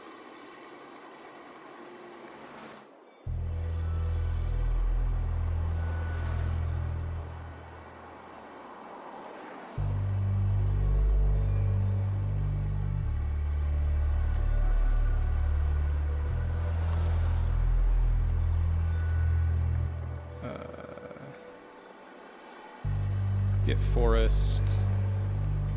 We will do double black to dismember.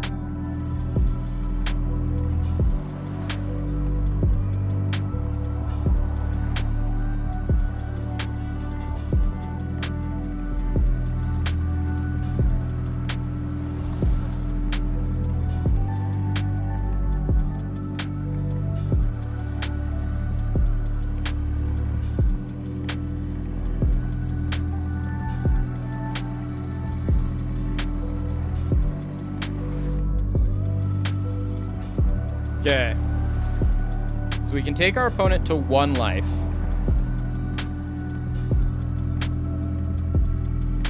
And then I think we need to pick up this Wistfulness.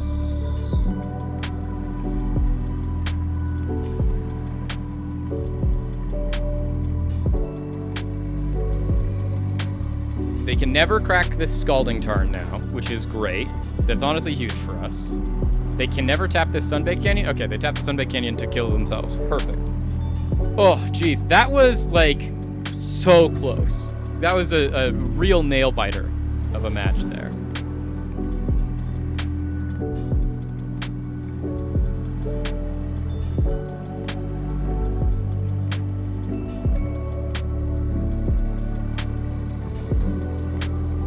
But already I'm liking this version of the deck more than I liked the last version we did.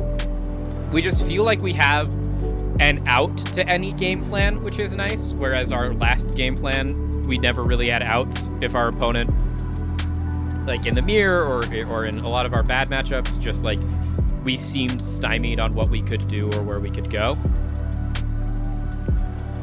And we don't feel like we have that in this version. Like, even in our games that it looked like we were for sure destined to lose, every time we were losing, I was like, hey, but like if we draw this card, we can come back from this. Like, we have an out, which has been really nice.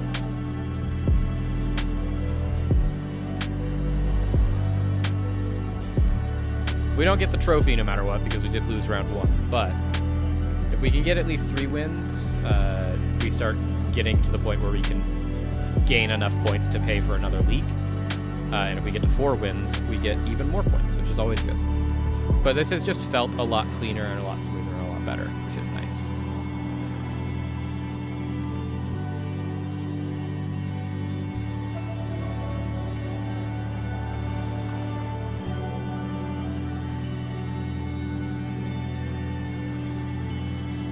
Okay, we have been paired for our match. We're against Ali Bale, 93. We have yet to win a die roll, I think. This is another one where we rolled a 2 and they rolled a 5. Okay.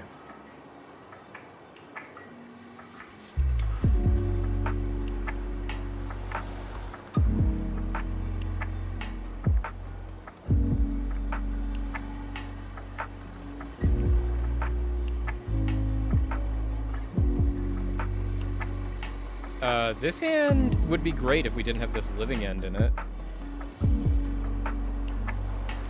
This is just immediately better because it's essentially the same hand, but we can pitch this Living End.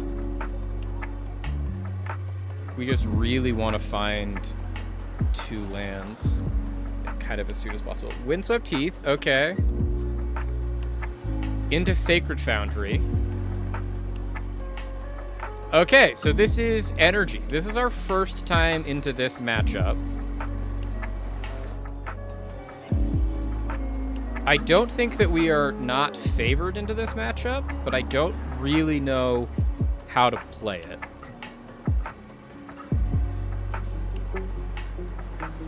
Their whole game plan is that they're going to try and go wide and try and make a very big board. Which fits well into our game plan of we're going to try and wipe their board.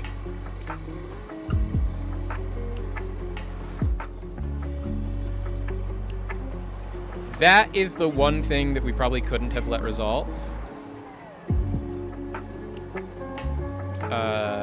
Which does mean we're going to have to deceit and put it back into their hand. But I don't really have a problem with that. We can deceit.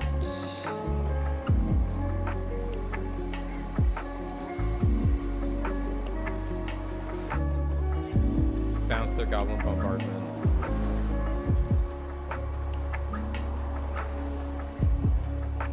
If they'd like to, they can sack things with their Goblin Bombardment in response to this trigger, but we have to put their Goblin Bombardment in their hand. And then we're actually going to have to probably force of negation this Goblin Bombardment, because this Goblin Bombardment is an enchantment that lets them put all of their creatures that are in play into the graveyard and deal damage to us, and then get them all back when we inevitably Living End them. And I shouldn't have let them resolve the first time. I should have forced of negation it immediately, but now we're going to have to live with the fact that they already have it.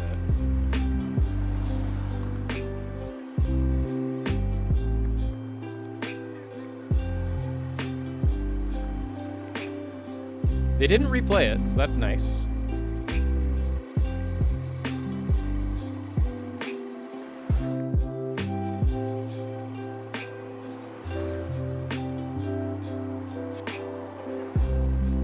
While we're in this position, we're just gonna get a board out, start applying pressure.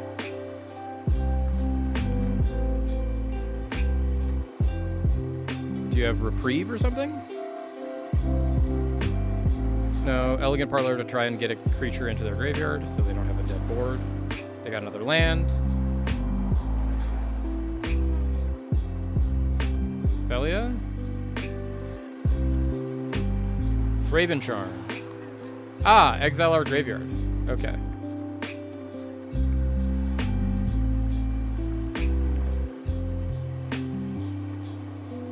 Well, it's still a board wipe, which isn't bad.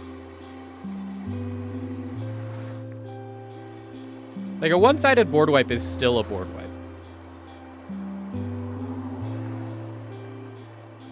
It gets us to the point where we're not dying to them as quickly as we were previously, which is always nice. They get to discard 2 cards to draw 2 cards, get rid of 2 more lands. Our opponent has drawn 1 billion lands. Which is good because it means they're not drawing their cards that kill us. So that's another land that they just put into their graveyard.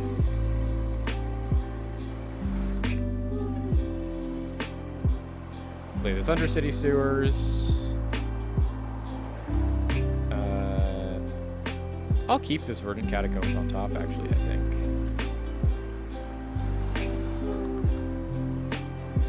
We do know that one of the cards in their hand is this Goblin Bombardment. We definitely never want that to resolve, which is why we're just waiting for them to try and do something. And then we can force a negation.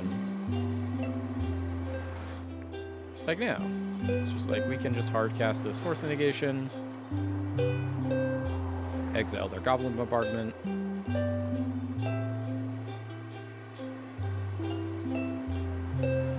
Ranger Captain of Eos.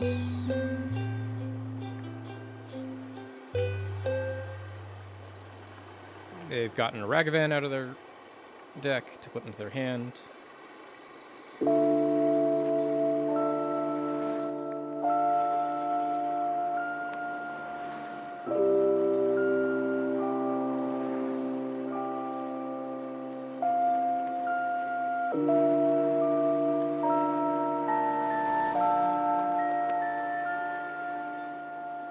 We're just gonna play an Overlord Because it gives us a 5-mana 5/5, which seems pretty good into this matchup.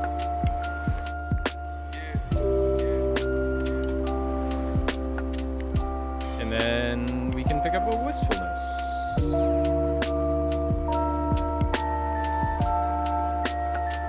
We're at the point of this game where we are just looking to like start casting spells.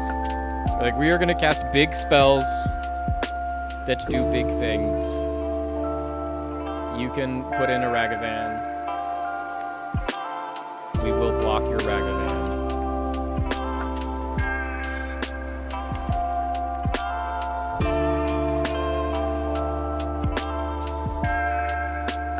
We are no longer in the stage of this game where I am ever going to be casting a... Okay, so they're going to play a Flage. This is what we were worried about. This is the card that does just like actually ruin us. That is the card that will win them this game.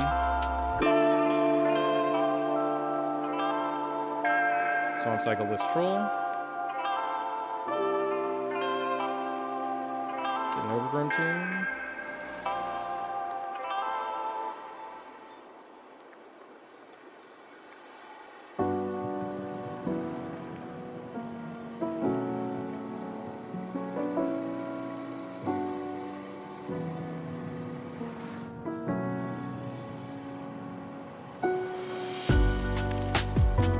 Endurance.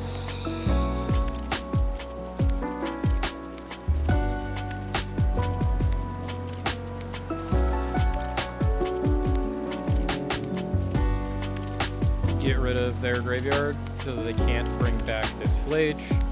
Because them bringing back this Flage is what's going to kill us.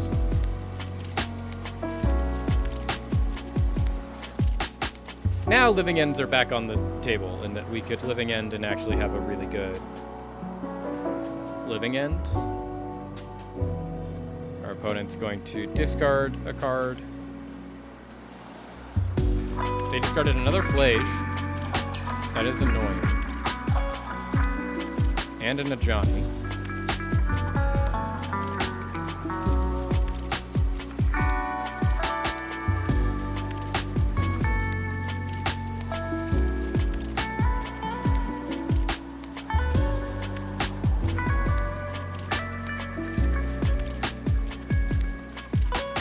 Cast a 5/7.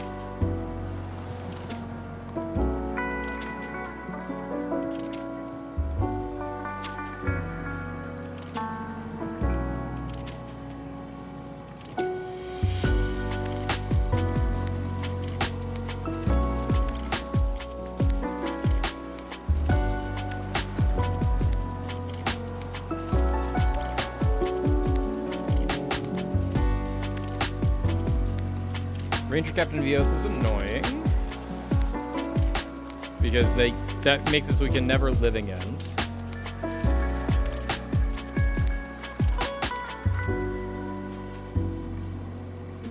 Because we can just sack it to make it so we can never cast Living End.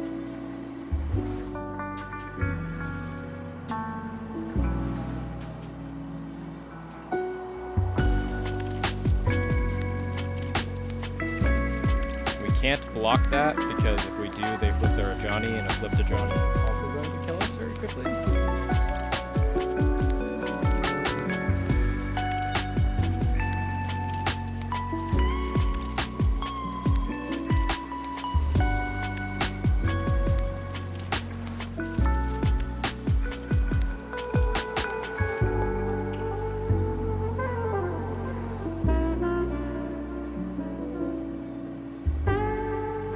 We are just dead to them drawing a Goblin Bombardment. They drew another Ajani.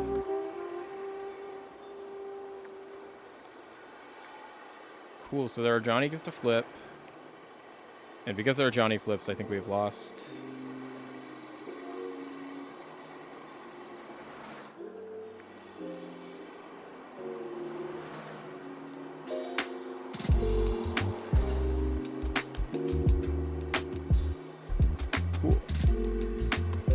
So what do we do about this? So Harvester of Misery has to come in. Culling Rituals have to come in. Ashioks probably want to come in.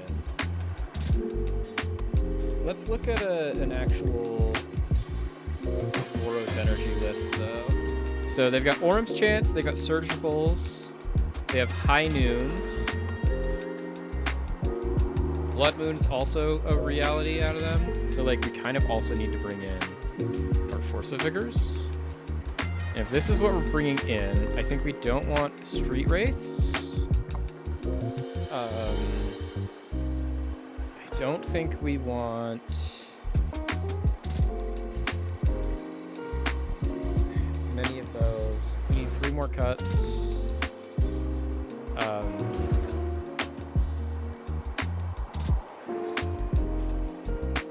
Try that. I would like to go first. I would like to mulligan this hand that has 2 Living Ends in it.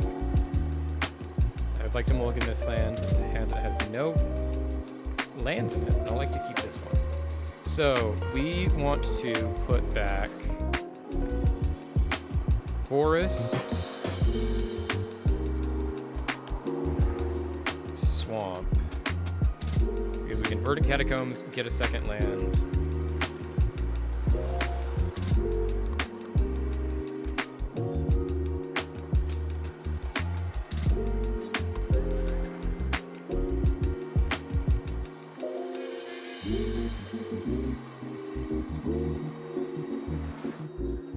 Keep our Force of Negation around in case we need to get rid of a Goblin Bombardment. Verdant Catacombs, go get Undercity Sewers because this can only get forests. We'll keep that forest on top.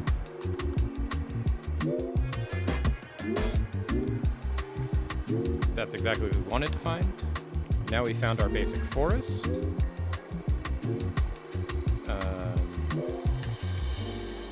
Let's impend this Overlord. We'll grab this Shardless Agent.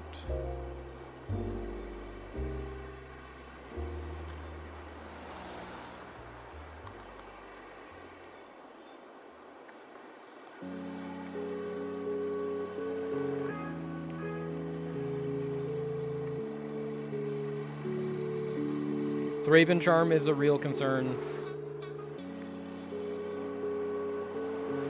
I will say that much.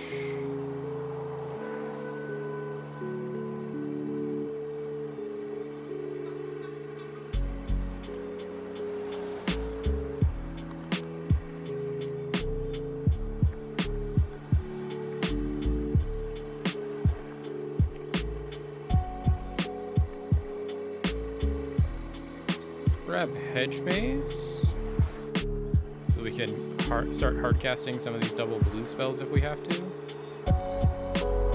We'll keep this Genercent on top because land number 4 is going to be important.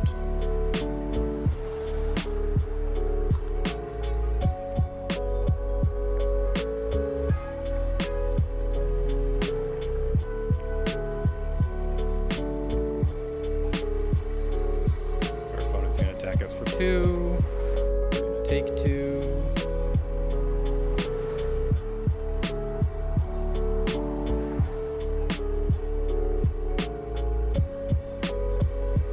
They're tapping out for a Goblin Bombardment. That means that we can safely exile this. They don't have enough mana to Thraben Charm us, so we can cycle this Genercent.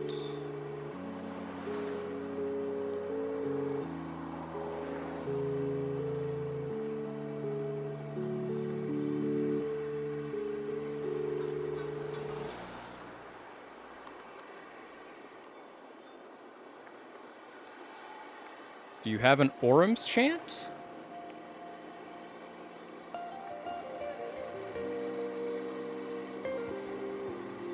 They have an Orum's Chant, okay.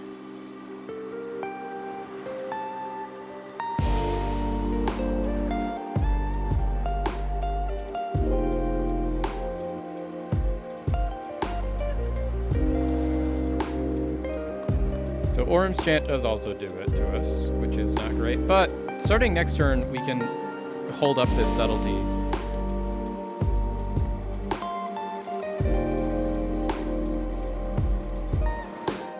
Vexing Gobble. Okay, so now we're just back on. We're playing fair. Goblin Bombardment does suck. But we have a subtlety and we can hardcast it. I would like...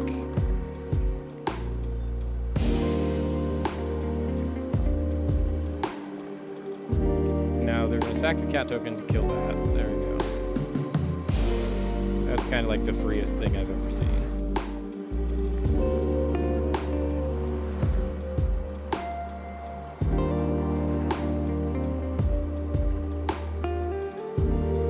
Drawing a Living End sucks. I get the feeling that this is a...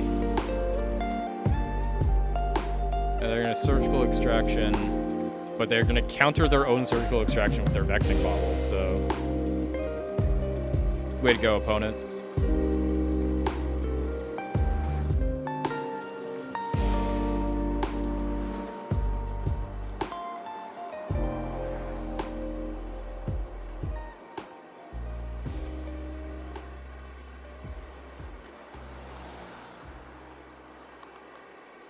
Okay, another Ocelot Pride.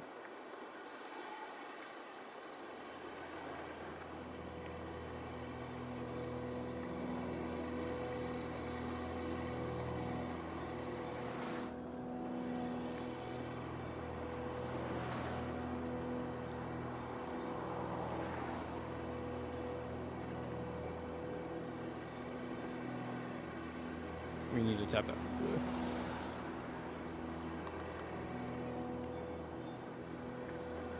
Subtlety, their Seasoned Pyromancer.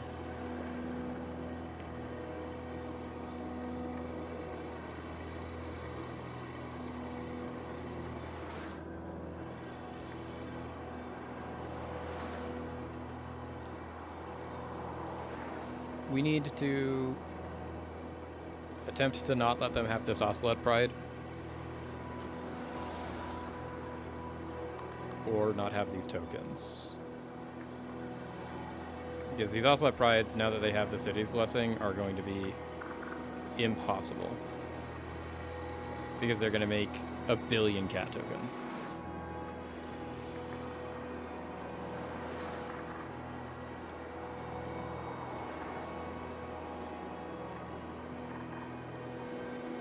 I will exile this Living End that I can never cast, and watch as my opponent laughs in my face.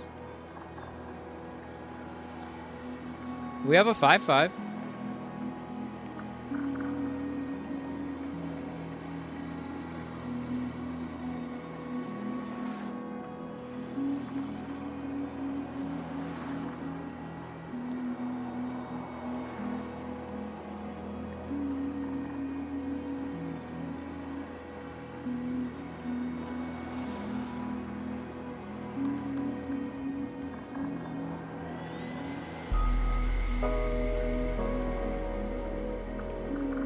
Go down to 3, and then they're going to be able to Goblin Bombard me down to 0. I'll save them the time. I can read the writing on the wall. Okay, so now we're 2-2.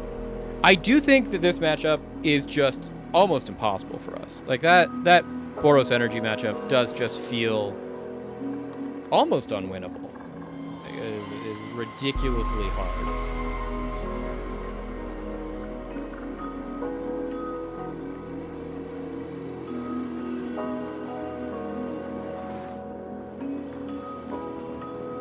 And maybe greater minds than me have figured out what you're supposed to do in that matchup, but I didn't really have a clue. But we still are in for our 3-2. 3-2 would still be very good for us.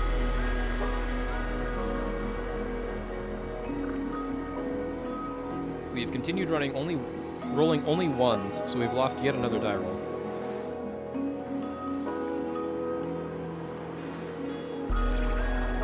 This is a banger of a hand, though, especially if you can find a green source. And we've got Street Wraith to try and find us one. flip this. We're on the draw as well, so we can draw one of our land cyclers. Or a fetch land.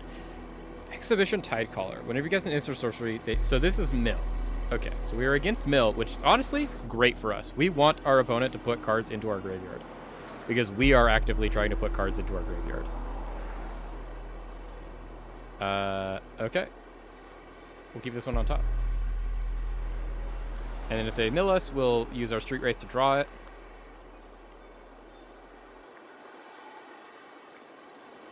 So that we can have a green source.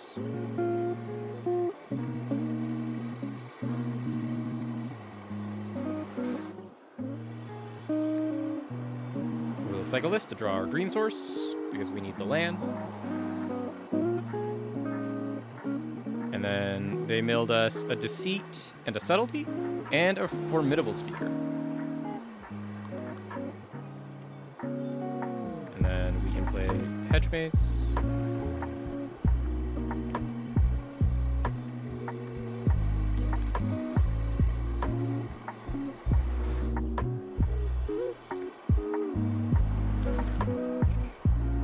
Put this Subtlety into my graveyard.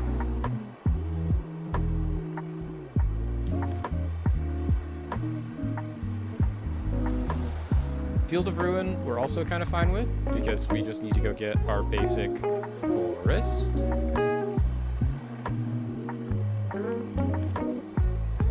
A third Tidecaller, you say? And then Archive Trap is going to mill a whole bunch for us.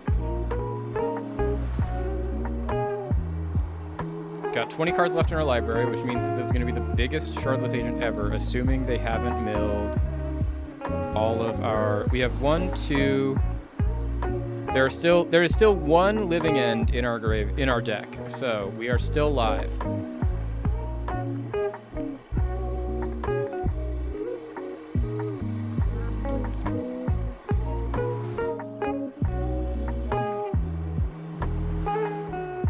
Okay, there we go. So, mill. What do we do about mill? The answer is we might just bring in everything and have a 75 card deck. But they have Extirpates, Nile Spellbombs, Soul Guide Lanterns, Crypt Incursions, and Tasha's Hideous Laughter. So, like, there's a lot of things we don't like about what our opponent's going on. So, like, Mystical Disputes all have to come in. We need all of the Mystical Disputes. Culling Rituals seem good. Force of Vigors seem good. Ashioks seem good. And I think we just run, like, a 70 card deck.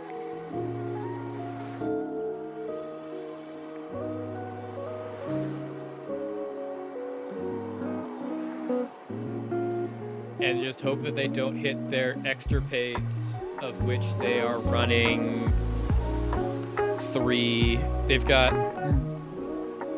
Crypt Incursions, 2 of them.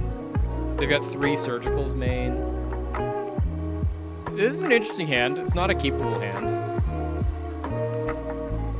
This is a more keepable hand, so we will keep it. We will put Mystical Dispute.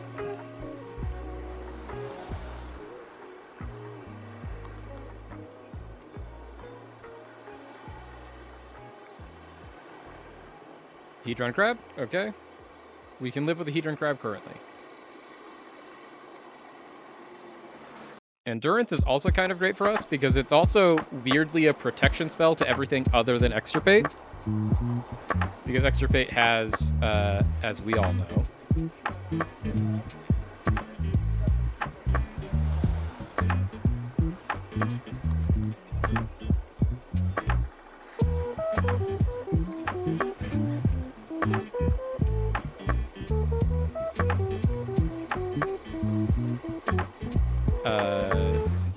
so we've got Generous and Subtlety already in there.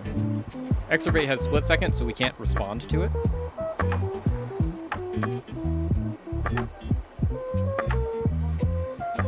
Let's play our Overlord. We already have something to pitch to Force of Vigor for Force of Negation.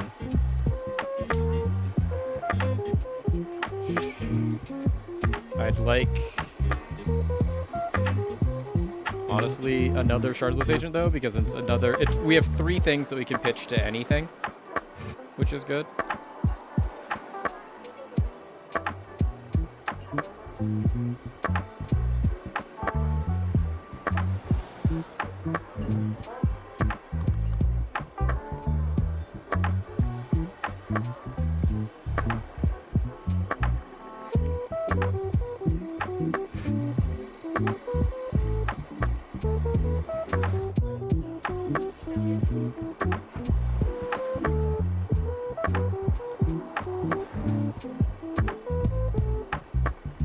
So, can't do anything.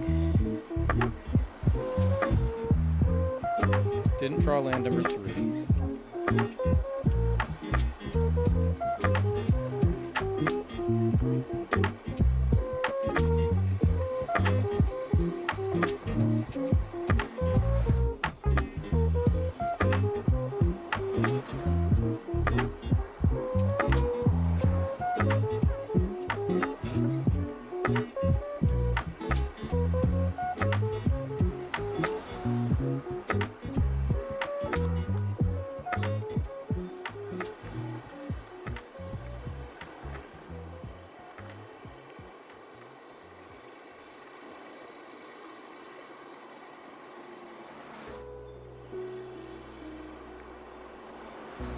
They are going to extirpate our endurance while we have our endurance in play.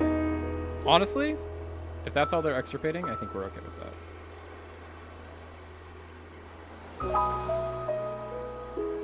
Luckily, they haven't milled over any of our living ends, so they couldn't hit that.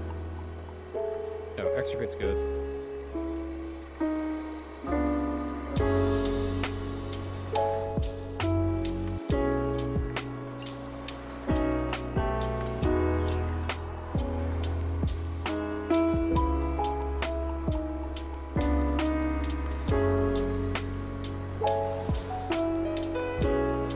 Honestly, we're so far from doing it that it's just like, yeah, let's just give ourselves... Essentially what we did there is we lost 3 life and played a 3/4. But we've bought ourselves so many more turns of not dying to these ruin crabs. They did finally hit a living end, though. So we now have to be wary of them being able to get our living end.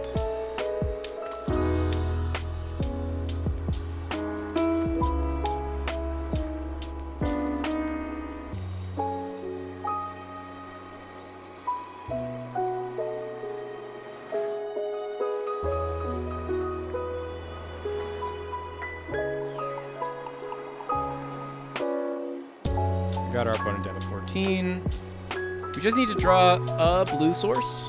If we draw a blue source, this game is pretty much on lock. They're going to bounce their Oboro so that they can get the land drop for turn. We are fine with. Tide Collar is also okay.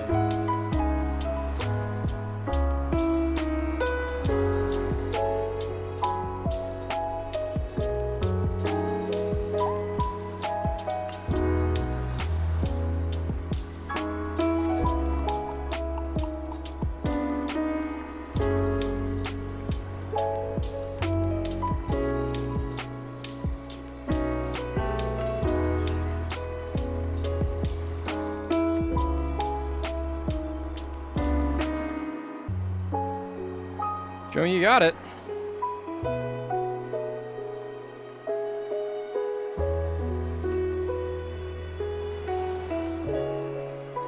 My opponent has not shown me they've got it.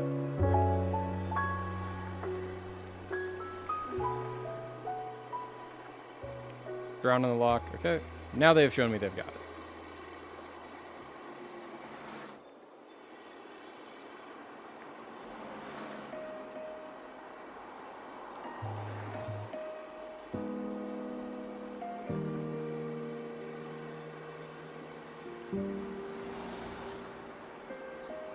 Okay, so last card in hand was Drown in the Loch. Means that this second Shardless Agent next turn is for sure going to go kind of nuts. Because odds that they have another counterspell off the top is pretty low. They are going to be able to get us to the point where they can unlock their Shelldock Isle, which is going to be important. Currently they can't, though, because we have 21.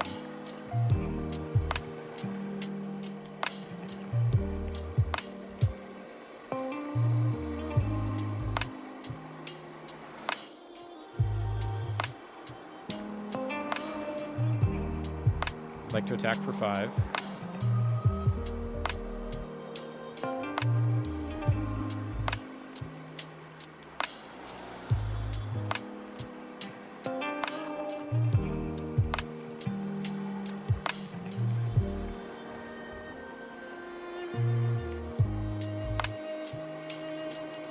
So they have a Shelldock Isle card.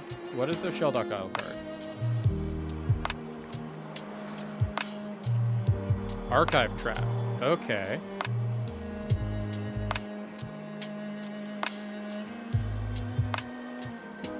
"13 cards that we mill.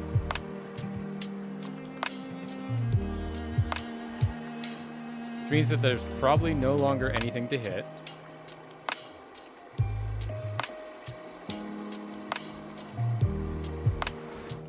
Okay.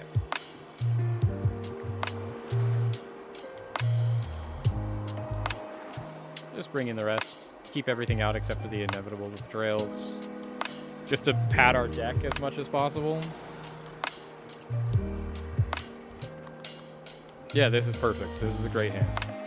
Keep this.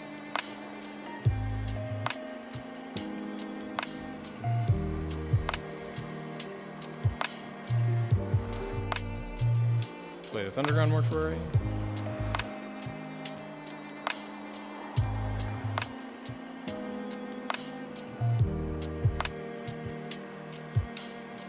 Draw that because we can Troll of Khazad-dûm, grab a blue source, hold that up.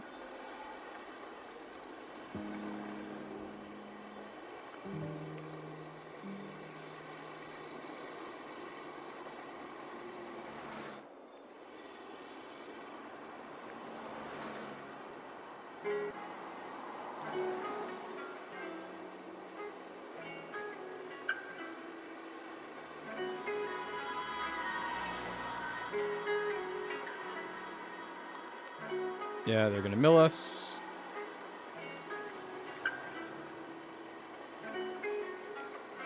Generous and Endurance Water Group.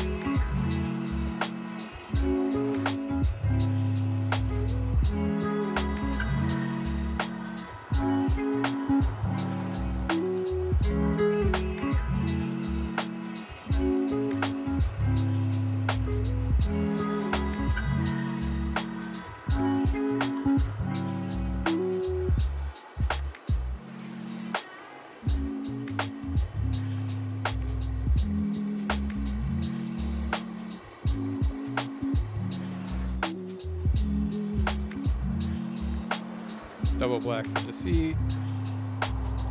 Look at what my opponent's working with.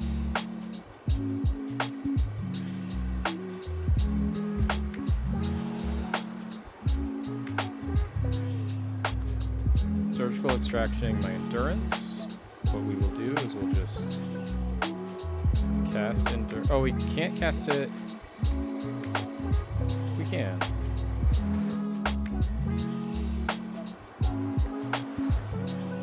There we go.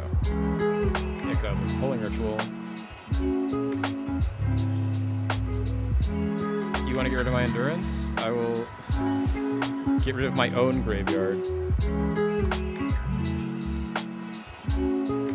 You can't Surgical me, I'll Endurance myself.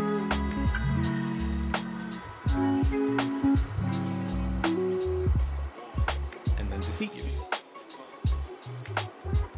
So Hedron Crab, double Hedron Crab, Fractured Sanity, double Drown in the Loch is annoying. I think we actually don't care about the Hedron Crabs as much as we care about the double Drown in the Lochs.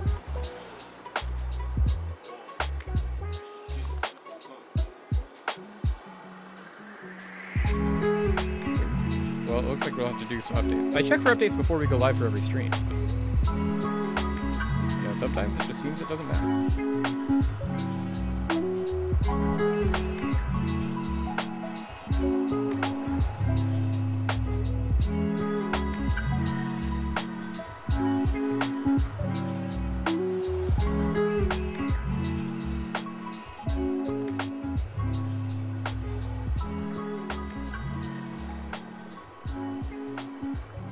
So they're gonna cycle their fractured sanity.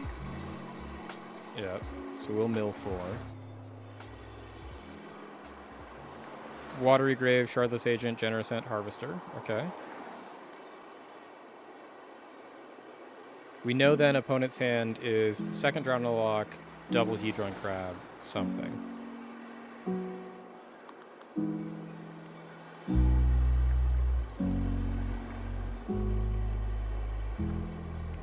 We just need to find a third land at some point, and this hand pops off. But until then, extirpate my endurances this time. We can no longer respond to this endurance, so this is just going to happen.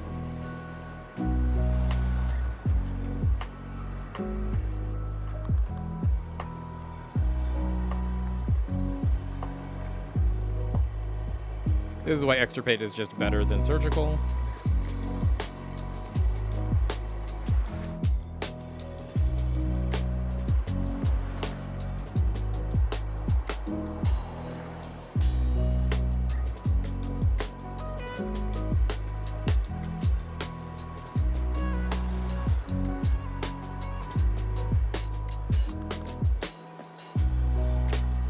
Put a subtlety into our graveyard.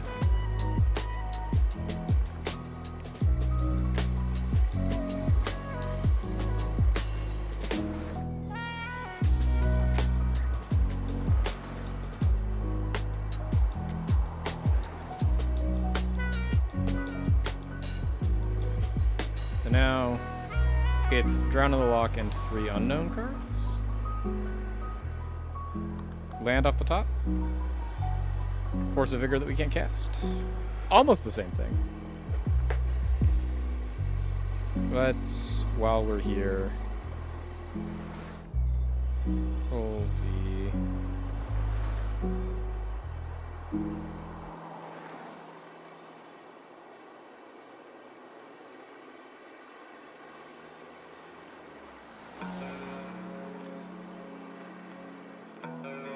Okay, another Hedron Crab. So they had a third Hedron Crab.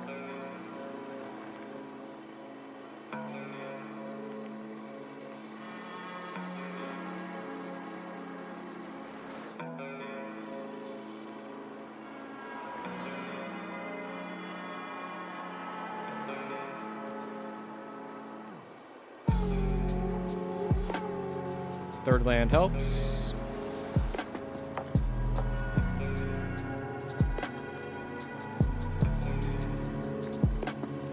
Means that we can cast this Ashiok now. It means we can cast most of the things that we care about in our deck at this point.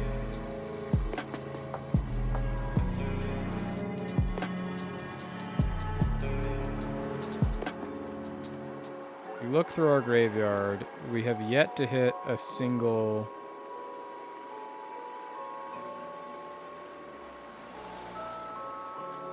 one of our... Okay, so they hit our agents.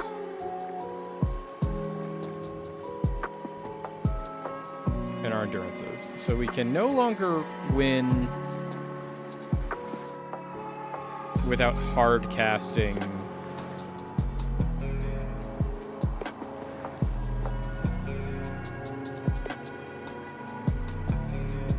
a Living End.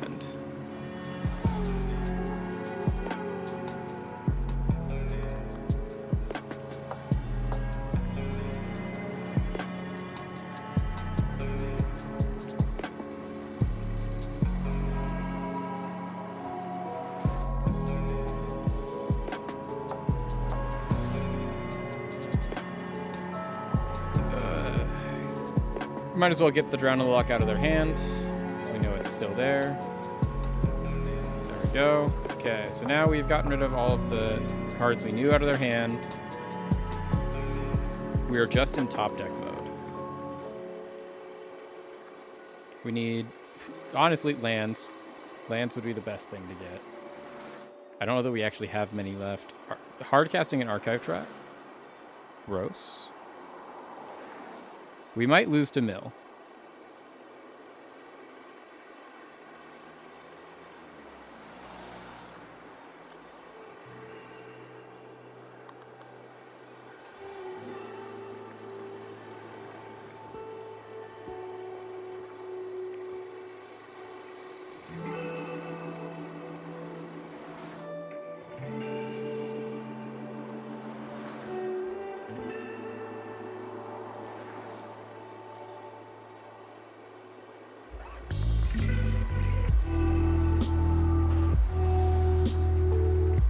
Okay, so we've got 2 ruin grabs.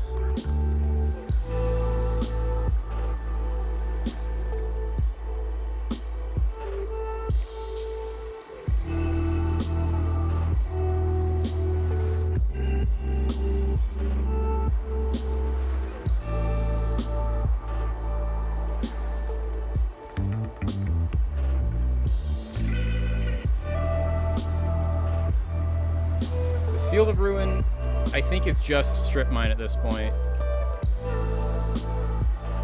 Nope, I had an island left. I doubt that I have any other lands left in my deck, so I don't know that we're ever going to be able to cast this Troll of Khazad-dûm. We can look. I have a polluted delta, so yeah, we can never cast it, which means we can never get double black for our Living End.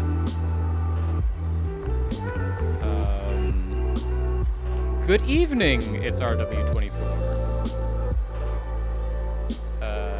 Because of that, I don't think there's even a single spell we can cast left in our deck. 50 play points is still 50 play points. Okay. So, I think what we're going to do here, chat, is I have a hard out at 5:30, but as opposed to last time we streamed this where the league reset the next day, we can start another league. So I think we're going to do that, is we're going to start another league that we're probably not going to finish, but I really need to go to the bathroom. So we're going to take a quick break right now to go to the bathroom and get some more water and do things like that. And when we come back, we'll start another league that we'll finish next week. Sound good? Sounds good. Until then, hang on, and I'll be right back.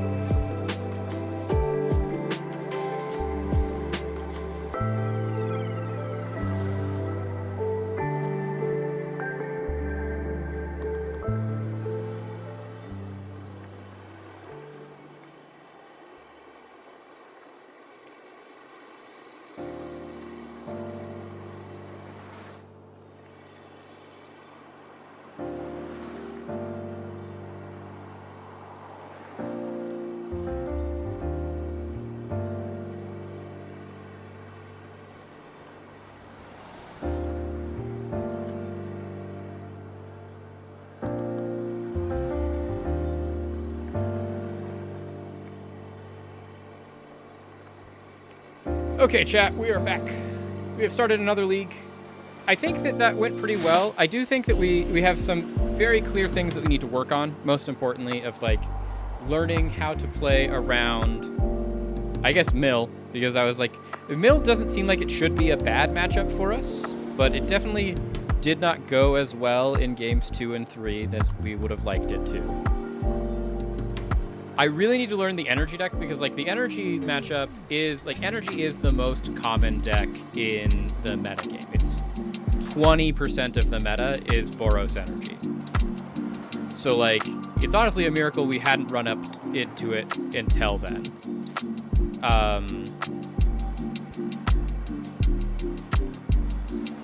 And it I think I have done a good job of identifying what the key cards are in that matchup. We will mulligan this. This is a really bad hand. This is a much better hand. Keep this. Get rid of that.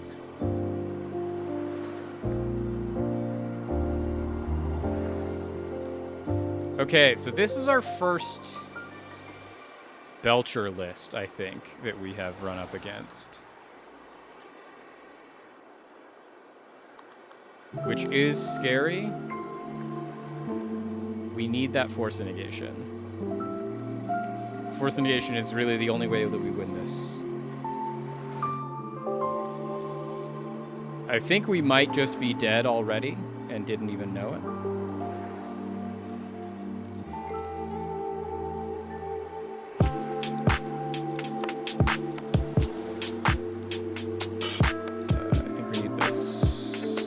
Start putting some sort of threat together. So playing our overlords is good. We didn't hit anything off that overlord. It was 3 lands and a Force Negation, so that's really bad.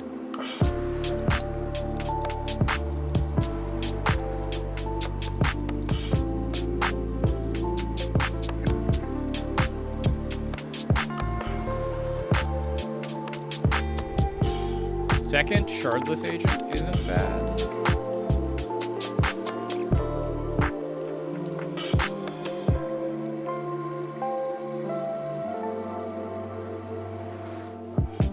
Mainly because it gives us 2 things to pitch.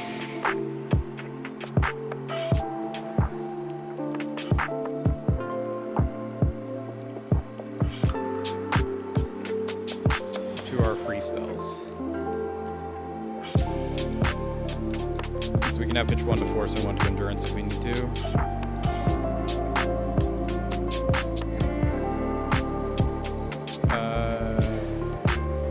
Pick up this Deceit.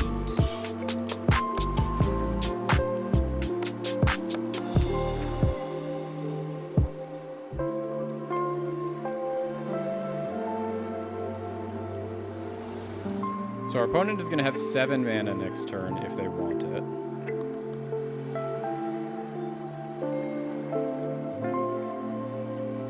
They're going to get both their Lotus Blooms here, which means they're going to have all the mana in the world to try and play their own counter spells into our Force Negations. They have 5 cards in hand.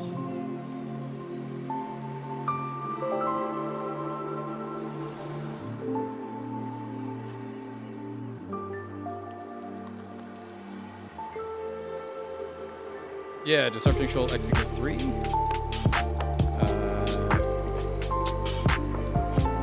So, how in the world do we beat Belcher, chat?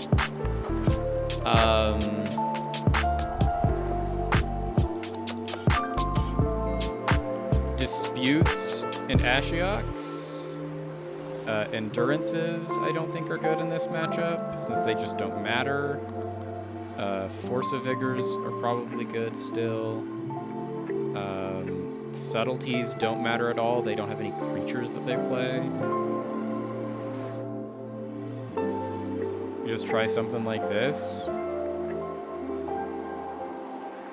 I feel like we are very much not equipped to be able to play against Belcher. They do play creatures. I do forget that. They have Tameshis, Hydroelectric Specimens, Thundercap Trainers, and Pelagi Archaeologists.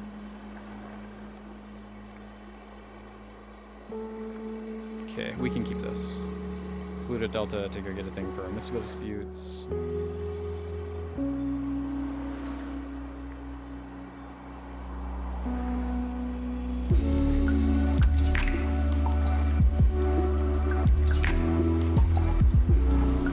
Third land is good.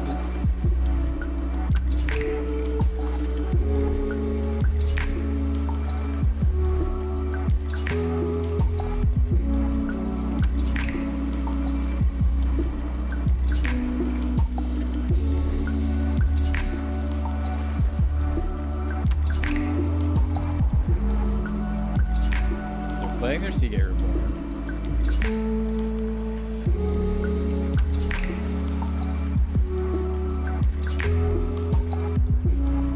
Thundercraft Trainer.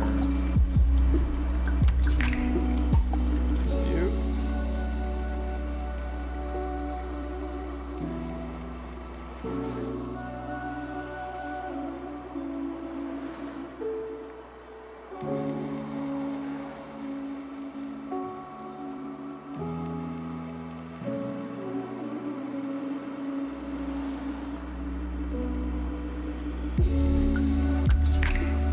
Overlord of the Bailmerk. Grab this Street Wraith just because it draws us a card.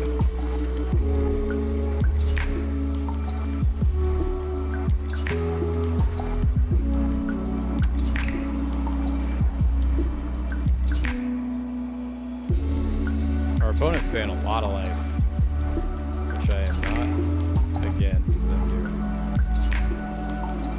Let's go grab. Did we mill it? We did mill it mortuary, so let's just grab Overgrown. Grab an Overgrown.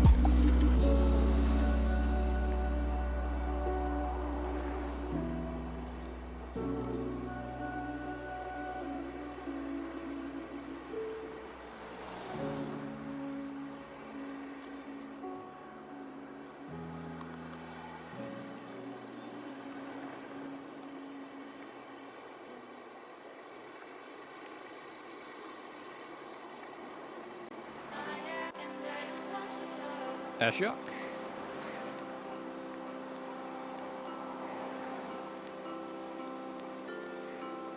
Which of our opponents' many counter spells that they inevitably have in their hand we get off of this one?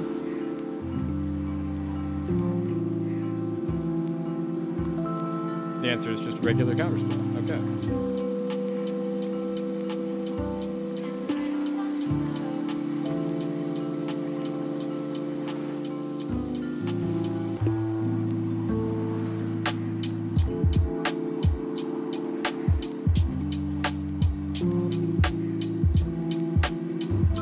Mana.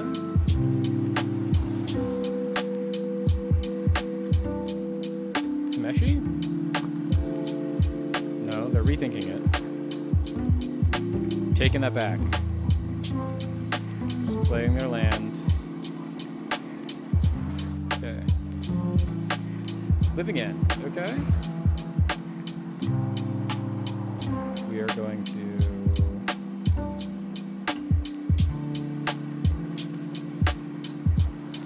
attempt to cast another Ashiok. Bait out another counterspell if we can.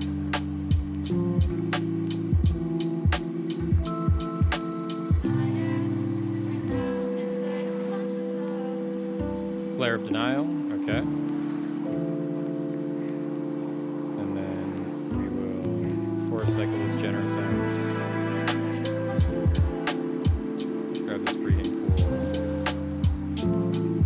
Play this breeding pool. Because next turn we can now just like hard cast this Wistfulness.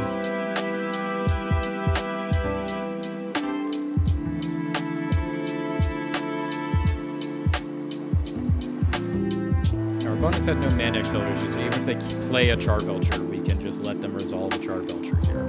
Because then we'll just get to play a Wistfulness.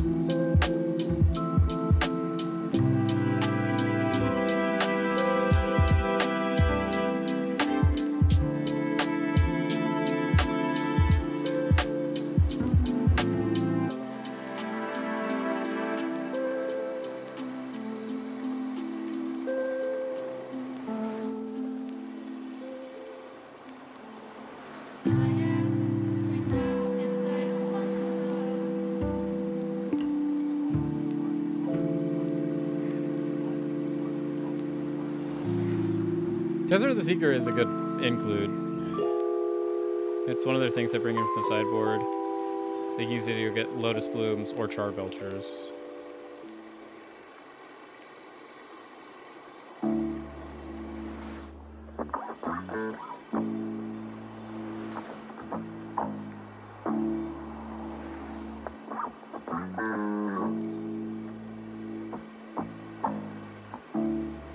I now have a 5/5.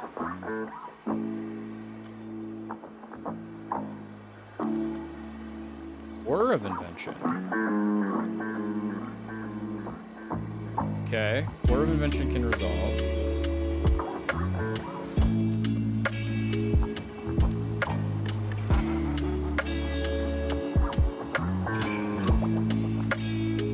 Format script is gross, but we also can force a Vigor to force them to pop it and then start repopulating.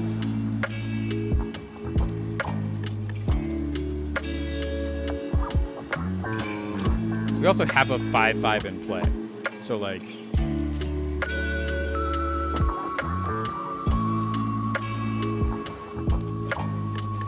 As far as being in a bad state is considered, we are not in one. Our opponent's at 11 and we have a 5/5.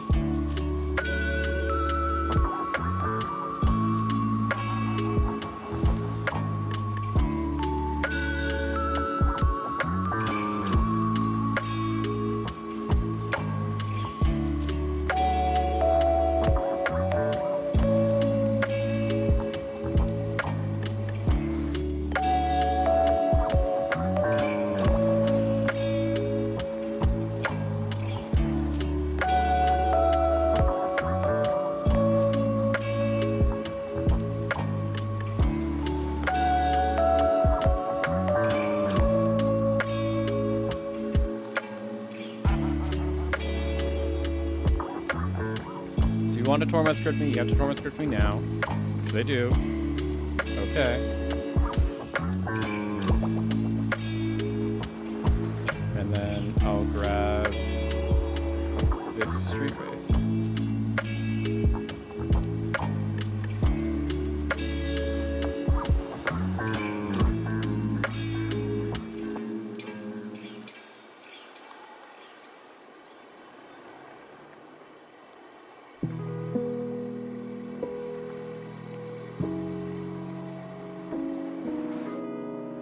Now they are one land away from being able to cast and play.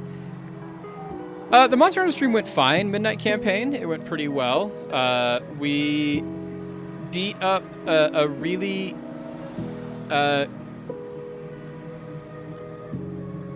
annoying monster that I did not like. That looked like, if you're familiar with the magic art of the card Carnophage, that down in the horrible swamp, and we had to 2-try it. Our first try didn't end well. Our second try went considerably better, but we're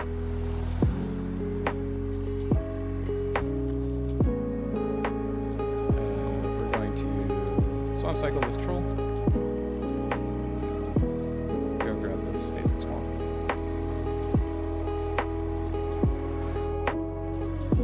Attempt to cast this Living End.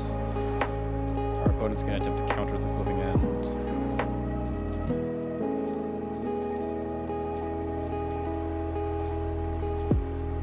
Wow, they really want to counter this ability.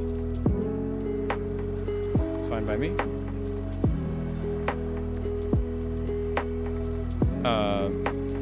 Yeah, Odogaron, the inside-out dog. He was rough, just because, like, he... Exactly like you're saying. He was really annoying to try and CC. And it just got to the point where it's like... The reason we failed the first time was because we tried it using our new... We're going to try and play...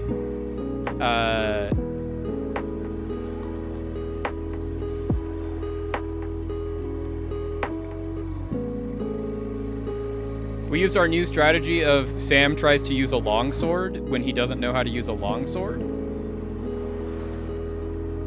And that didn't go well.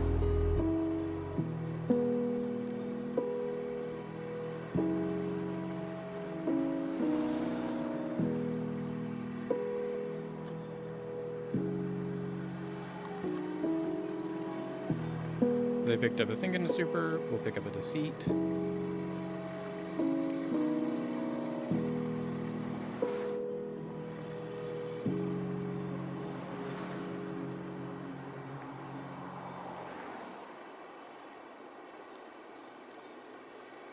Probably should have picked the Shardless Agent so we could pitch this Force of Vigor. But yeah, the second we got off of the longsword and onto the dual blades that we know how to use,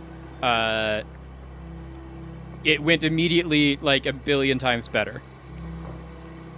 Yeah, it was definitely a dual blades fight. It was just like we took our time with it. It took us a very long time, but it was very much we would get a dual blade, like run into it. We'd do a whole bunch of damage. And then, jeez, this is an interesting hand, but I don't think it's a keepable hand. Well, it is probably a keepable hand. Ugh, we want that to be good.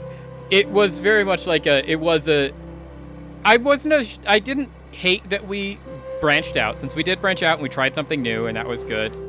And we're still going to keep doing that, of trying to branch out, try new things, and figure out what we like and what we don't like.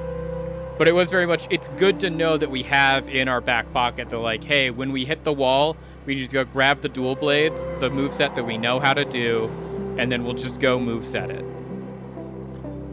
And like, if you're patient and take your time, you can figure most things out, and that's what we did with Odogaren. And it worked out pretty well. Bleed is like immediately my least favorite status condition. Oh, they mulliganed like crazy. Okay. Our opponent mulled to 4. We'll Underground Mortuary. Keep this Sink into Stupor on top.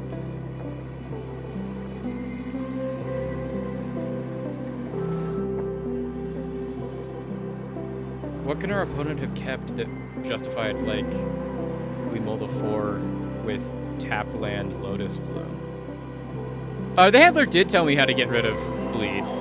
It's just, like, trying to find a way to get rid of Bleed and not die was always the tricky part, in my estimation.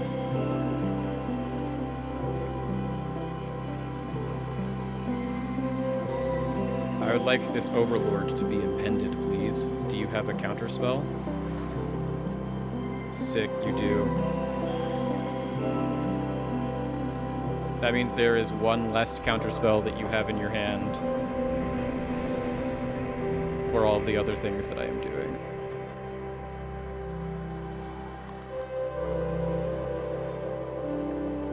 Okay, I would like to Sink into Stupor. I would not like to pay 3 life. And I would like to use this Deceit to make you discard the last card in your hand.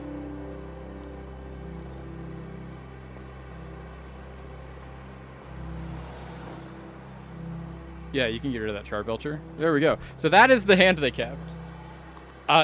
There are many days in the Midnight Campaign that I would like to Sink into a Stupor. And the unfortunate reality of my situation is that I cannot Sink into a Stupor every day. Okay, so did they draw exactly Goblin Charbelcher off the top? No? Perfect. Then we are still in business. I would like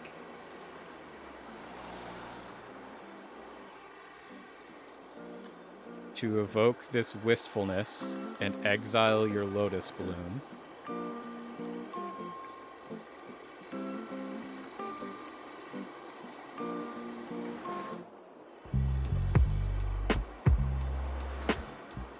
They will crack their Lotus Bloom in response. I will play this Garden of Freylease.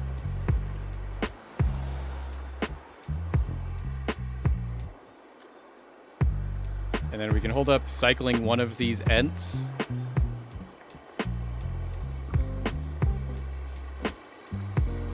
Yeah, but advanced combos are a thing that I'm probably never going to learn, just because they require me to look things up, and I like doing a blind playthrough, because I think the blind playthrough is just more fun for everyone involved.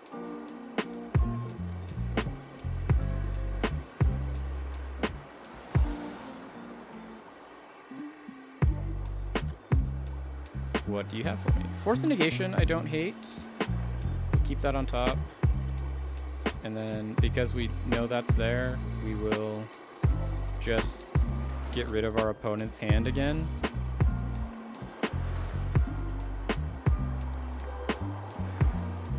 Because, like, we are definitely the one applying all of the pressure in this matchup right now. Yeah, get rid of your counterspell. And then we can draw this card.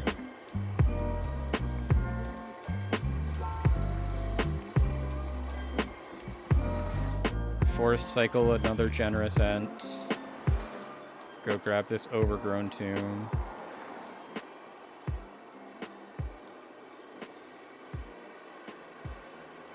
And now we can start hard casting these Trolls and these Generous Ents in our hand.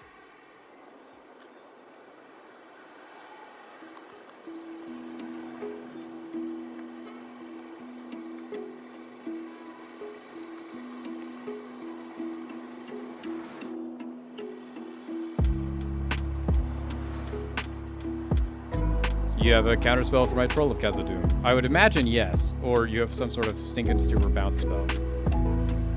If you don't, I will just play this 6/5. They have a Lotus Bloom in the Exile Zone, okay.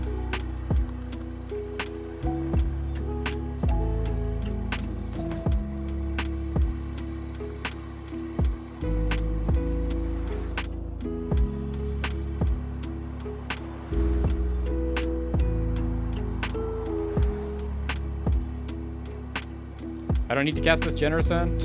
We don't need to get greedy. We already have pressure. We just hold up our Force of Negation so that we can cancel anything that they play that we need to cancel. There's no need to be greedy at any point.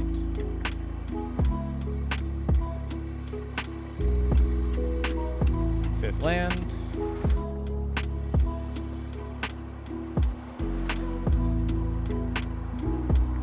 Now we have 2 Force Negations, so there's even less reason to be greedy. Bring our opponent down to 5. We can hardcast both of these Force Negations if we need to. Cool, we got there. You say, that was a hard one in that, like, I don't think that's a great matchup for us, but sometimes we just get to be the hero and the good guys win. Yeah, I believe it's satisfying. The thing is, like, the longsword is satisfying. It's just, what I learned is that it was very much not a weapon for the Odo Garen fight. I would love to play first. And I'd love to keep this hand as well.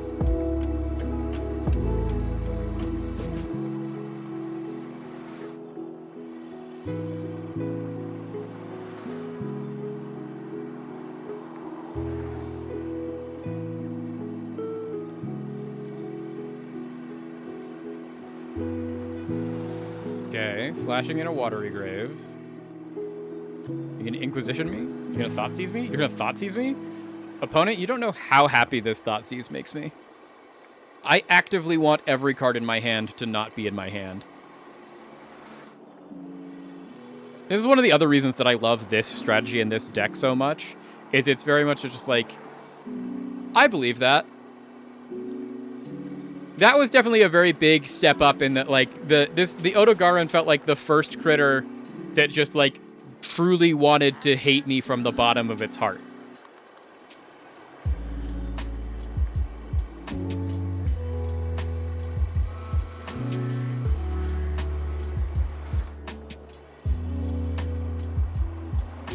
Okay, opponent is really thinking about it. They took our Deceit. Means that they have things in their hands that they'd like to keep in their hand. Which is fine. They're entitled to do so. We're gonna go get our Undercity Sewers.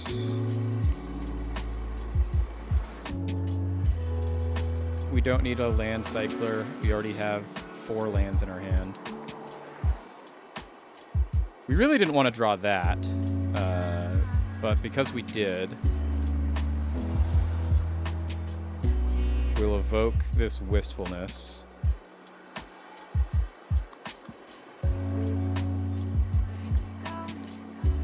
And we can discard this Living End.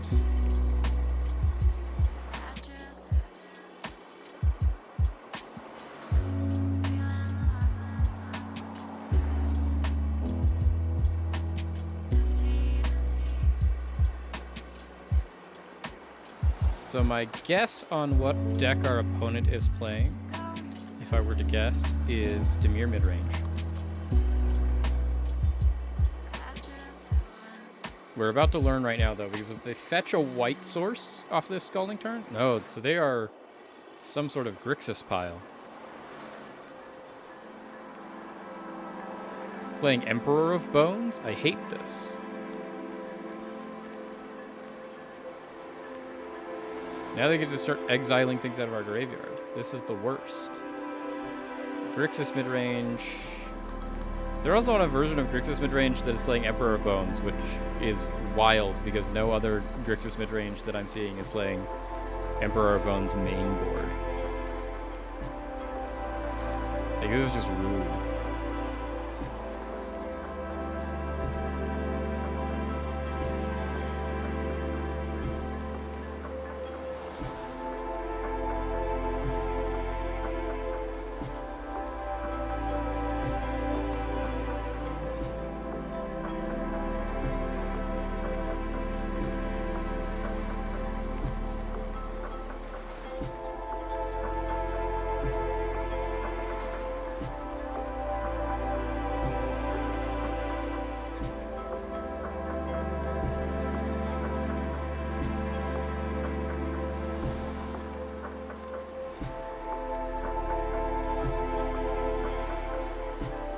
Some days you evoke wistfulness, other days you seem super. Magic naming conventions are really fun. I really think they're cool, but I don't like that we're going to get absolutely dumpstered by this Emperor of Bones.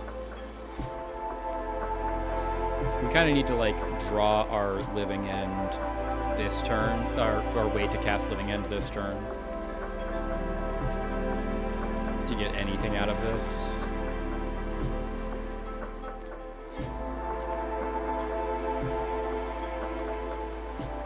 They took our Living End, which is, like, of the things in my graveyard to take, not one that I would have taken.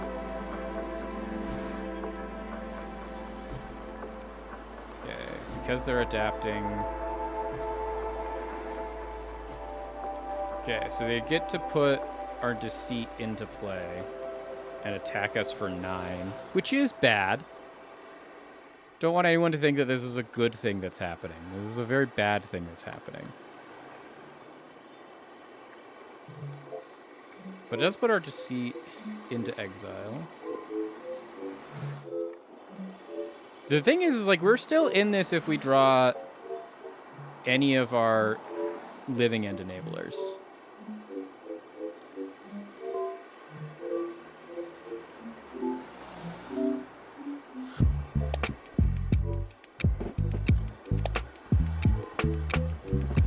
So that's not one of them.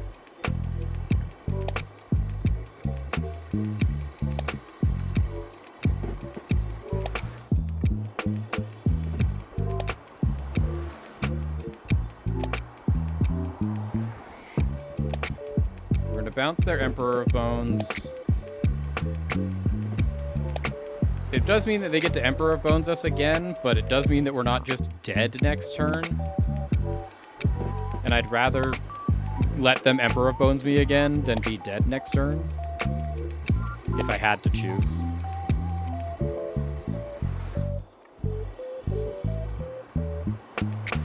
We're also approaching the ability to just hardcast this Endurance. Okay, Psychic Frog.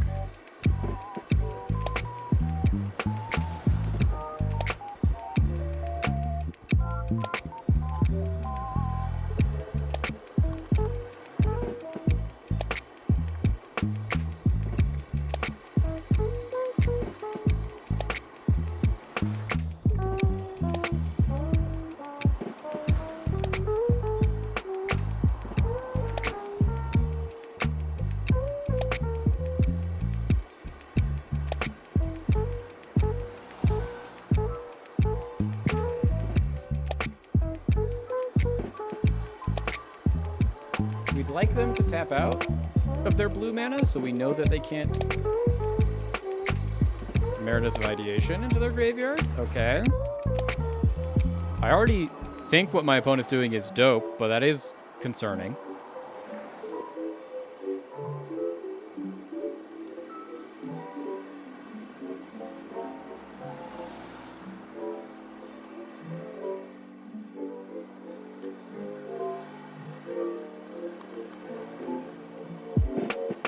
Cool. So we're gonna Endurance.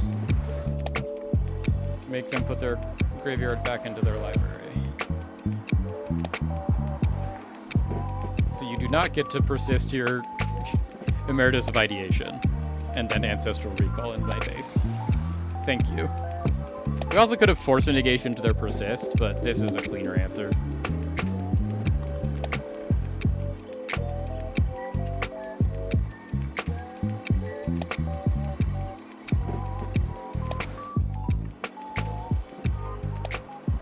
The awkward thing is we'd actually really want to draw two different cards right now, and we can't draw both of them. Although, drawing a Deceit right now does kind of slap. Because we can bounce their Psychic Frog and then make them discard. Because we have 6 mana.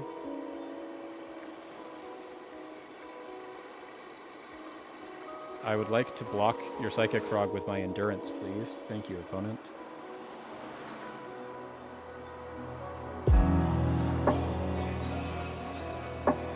That's a forest. So we are probably just dead here. Because our opponent can just discard 2 cards and kill us. It's whether or not our opponent sees the line. Do you see the line, opponent?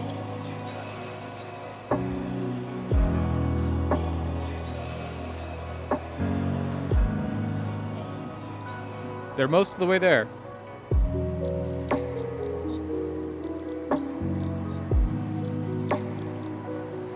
Okay, one more card. Just discard one more card, opponent. Show me you can see the line. Okay, there you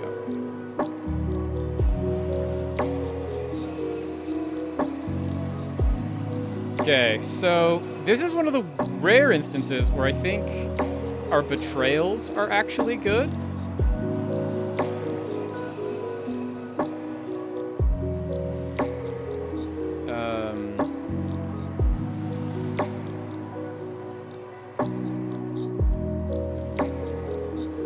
Better than our Wistfulness.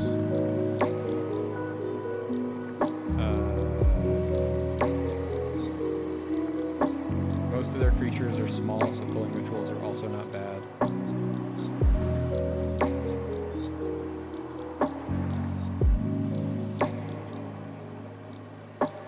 And it could be that we just go out of Living Ends.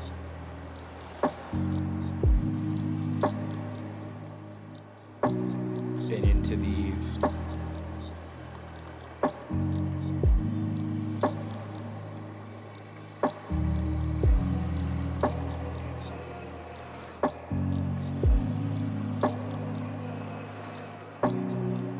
This might seem a little aggressive, and it is aggressive, but I want to try it. Keep this.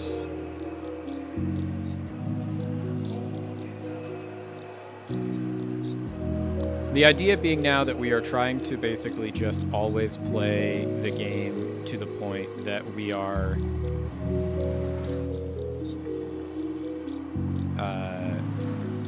going to beat our opponent through cascading into their own Emeritus of Ideation or Archon of Cruelty and killing them with their own cards.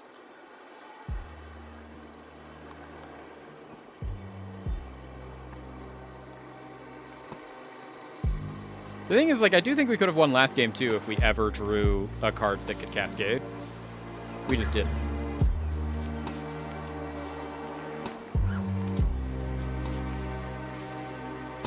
So, we are going to Subtlety.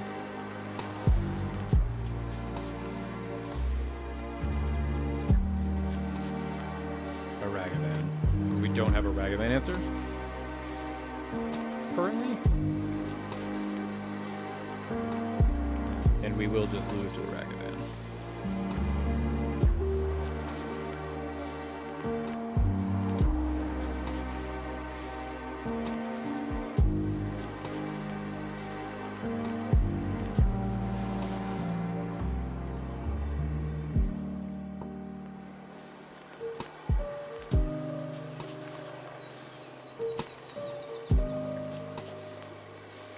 Honestly, we're just gonna let the thought exist. We can play to be able to cast any of these spells in the next couple of turns.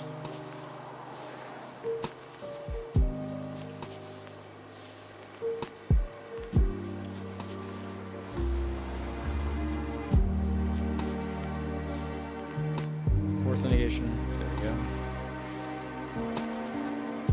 Do you not have a second land? Our opponent was so greedy. Did not keep a hand with a second land in it. We'll get those Undercity Sewers. We'll Surveil. Keep this on top. That gets us to having 4 mana to cast this Culling Ritual.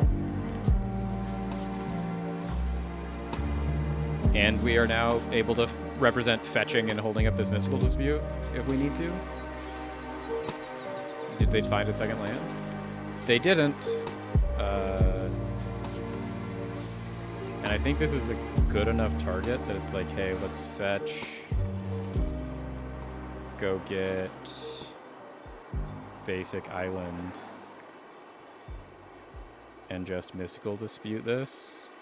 Be like, no, you don't get to draw 2 cards, discard 2 cards, opponent. It's just not gonna be in the cards for you.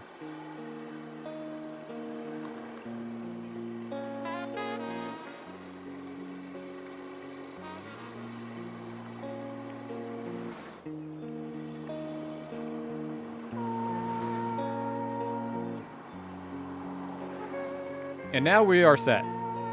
We're good for like the rest of the game. Especially if our opponent never hits land number 2. Now, opponent, I hate to be the bearer of bad news, but if I wasn't going to let you Faithless Looting the first time, I'm not going to let you Faithless Looting the second time.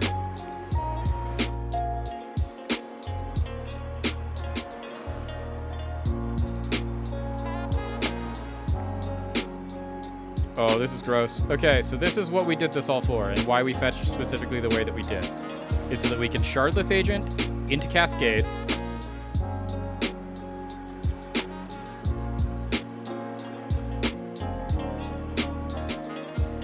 And now we can Inevitable Betrayal our opponent.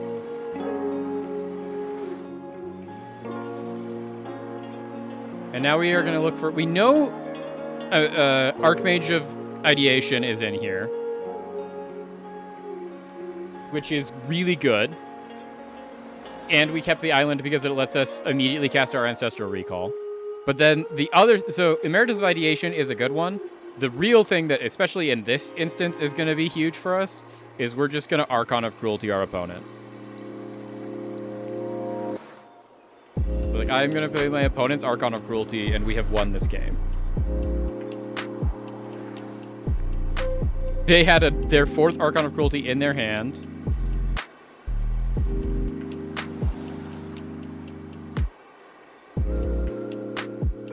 And they're at 12. Now we get to put them to 8. Now, we are in an interesting situation where they can attempt, if they drew second land, they could play land, persist their own Archon of Cruelty. But they didn't. And so we get to win.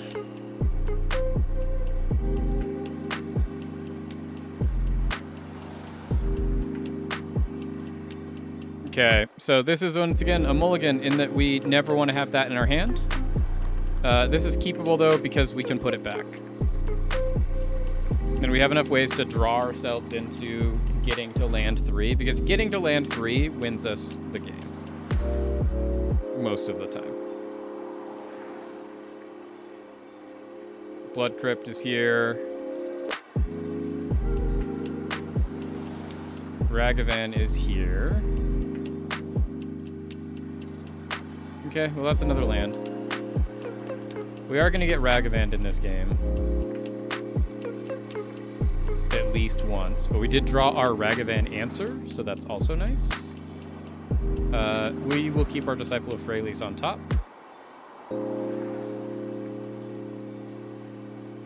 Because Ragavan can take our 6-drop. That's okay.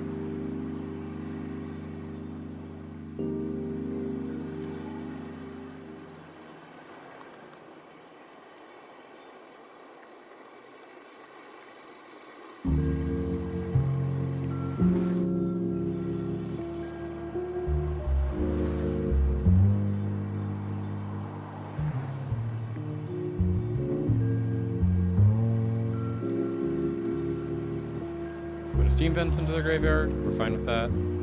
We'd like an untapped land. We didn't find one.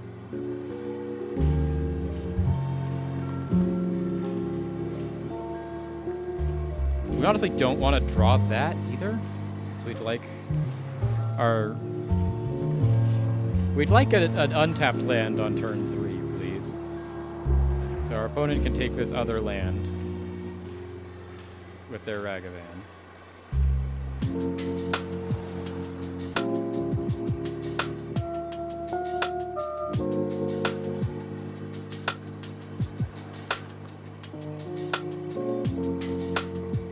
Our opponent has 5 mana.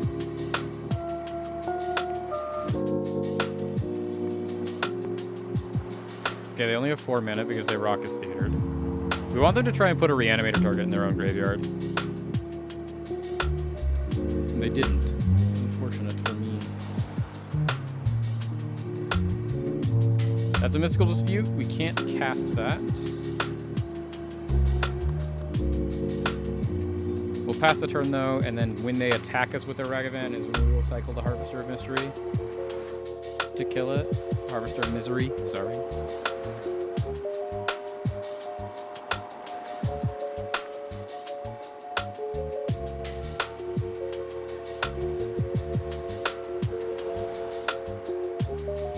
No more shall I be attacked by this Ragavan. Specifically. Other Ragavans? Sure. But this one in particular? No.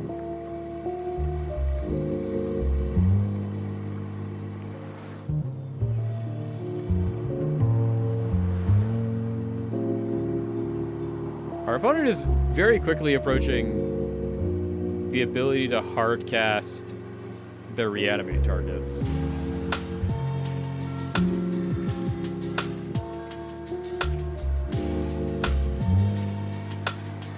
Like this one that they just hard cast.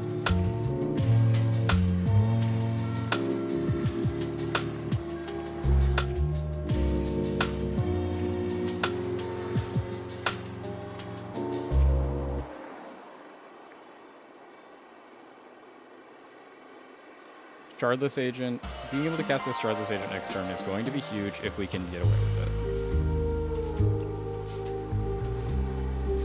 Because being able to get them with their own Archon when they have their Emeritus in play is kind of our only way back into this.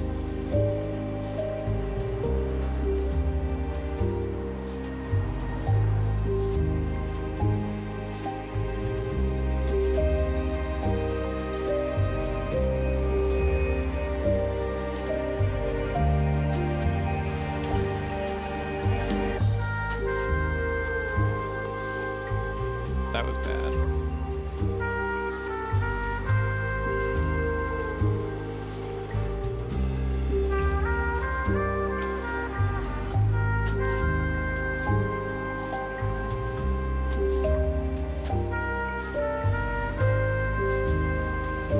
Now they're going to Ancestral Recall.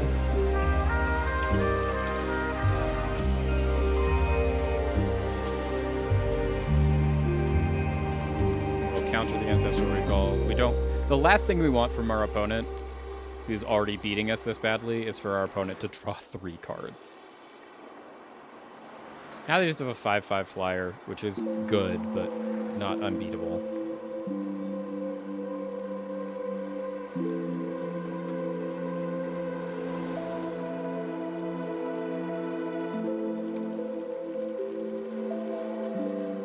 Takes us down to 9.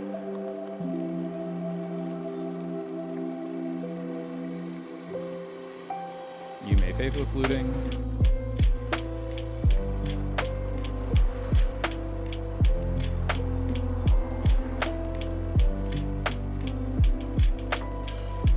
Discarded a whole bunch of lands.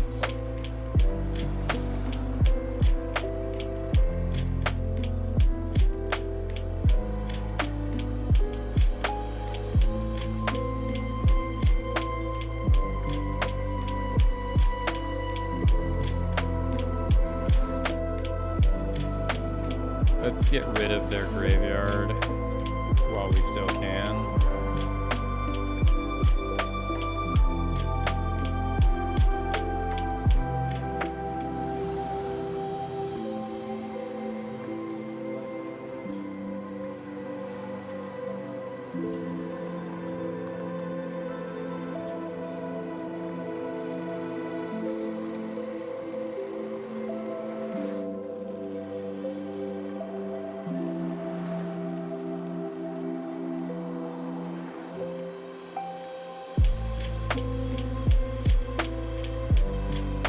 I think we have lost.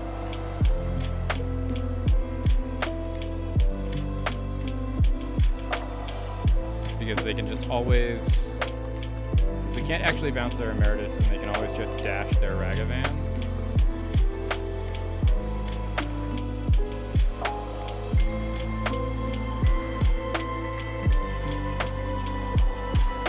I think not drawing land number 3 really did it for us.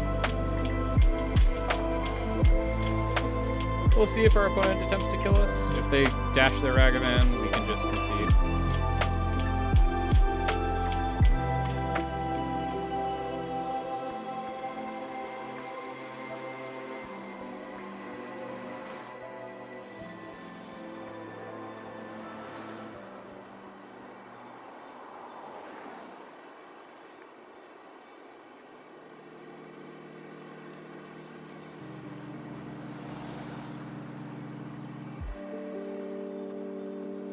They played an Emperor of Bones, so that doesn't do it. Except for they can exile it and then adapt it, and that would kill me. I was gonna say, they have me dead like apparently so many ways.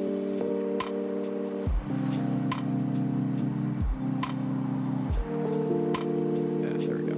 So we could have gotten out of that one particularly if we enduranced our own graveyard.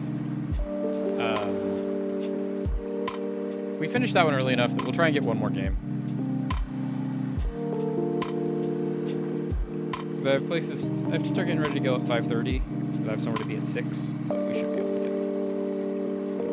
get. I do think that was wild that we were like, hey, we're playing against the one person that's on Grixis mid-range that is playing like actually not mid-range, but is like a Grixis Reanimator. The perfect counter to our deck. Hey, our first die roll that we won.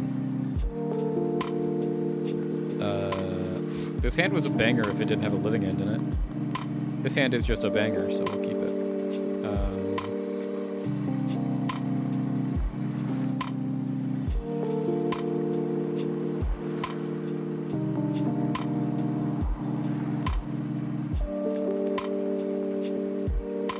Play an Undercity Sewers. We'll keep our third land. Third land is a nice thing to have.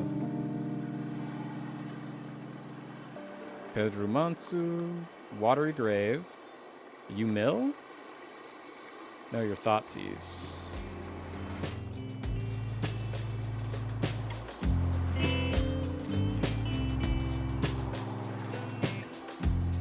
If we're gonna be in the nature of putting cards into my graveyard anyways, let's put the one that I know I want in there for sure to draw me a card. And then obviously the Shardless Agent is gonna go. That was never under contention, I don't think. Verdant Catacombs.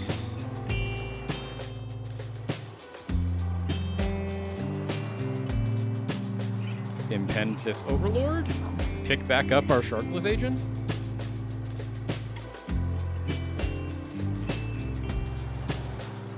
Give a second Thoughtseize for this Shardless Agent.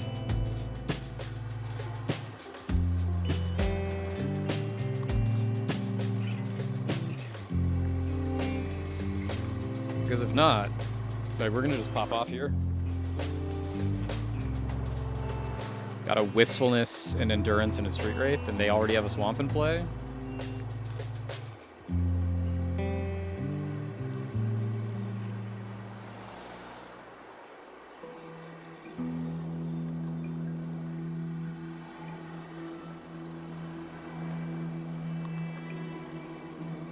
Oh, I just...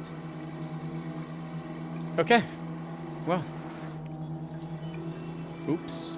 We might have just lost the game off of that. I forgot to grab a land, and because we didn't grab a land, we don't get to play anymore.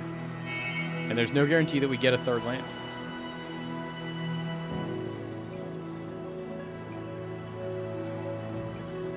That's kind of backbreaking, since we were so much in the driver's seat for this game.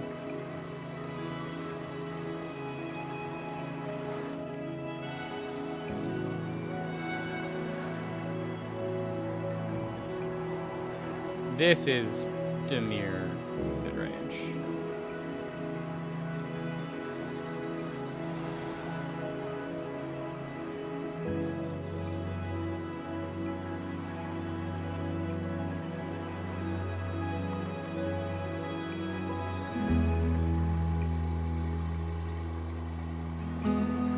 This is to try and hardcast an Endurance during our opponent's turn.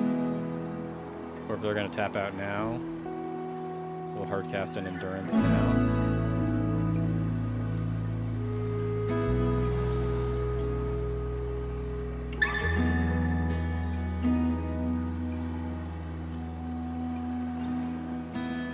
Because we're trying to look for a window where they tap low enough that we can Shardless Agent. That's the whole point here. Because if they have Counterspell,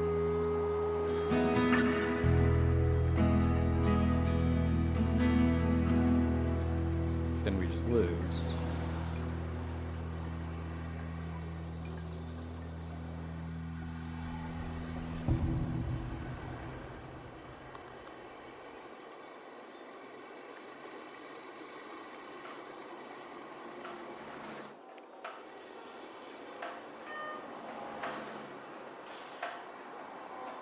We can Wistfulness. This does give their Bowmasters some triggers, which is not the best idea generally, but we should be fine.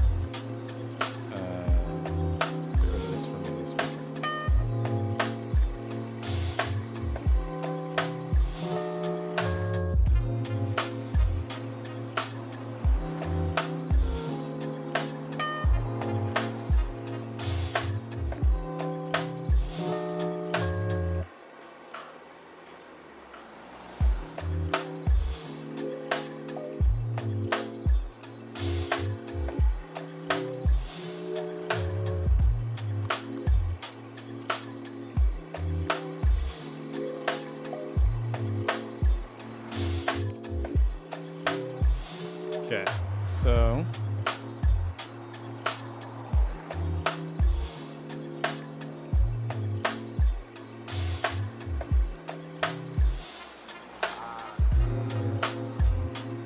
we're gonna have to just try and force one through right now.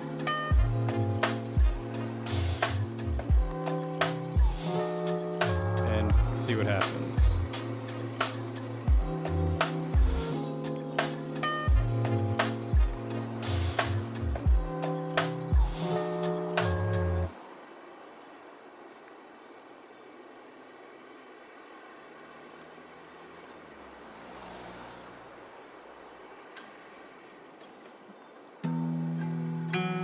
I'm assuming Counterspell. Force Negation also works. But we now have a Shardless Agent in play. And an Overlord of the Baelmerk, so we can block. And Endurances, so that we can, if we put creatures in their graveyard, make it so they don't have creatures in their graveyard.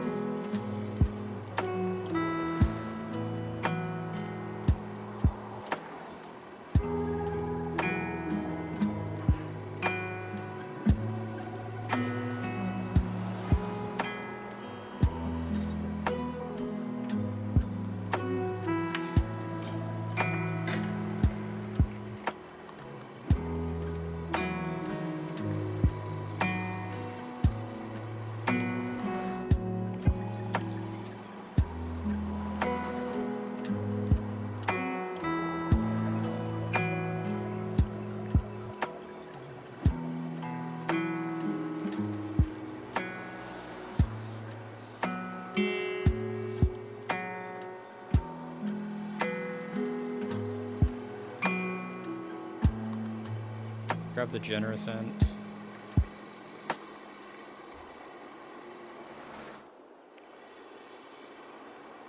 Because it can get us land number 6.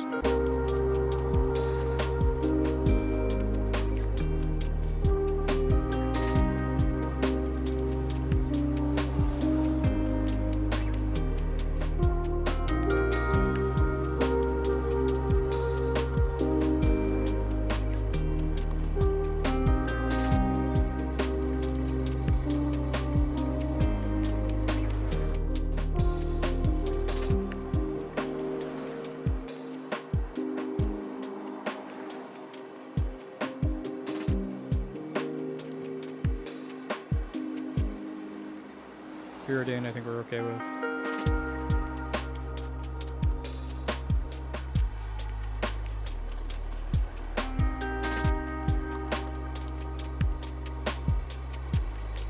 They have an instant and a sorcery, so we're going to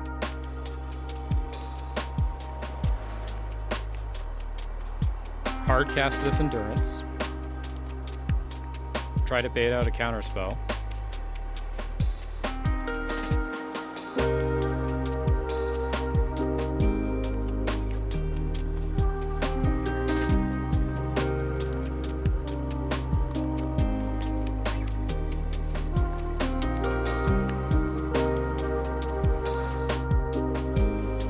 No longer have an instant and a sorcery in their graveyard, so the slow state is much worse.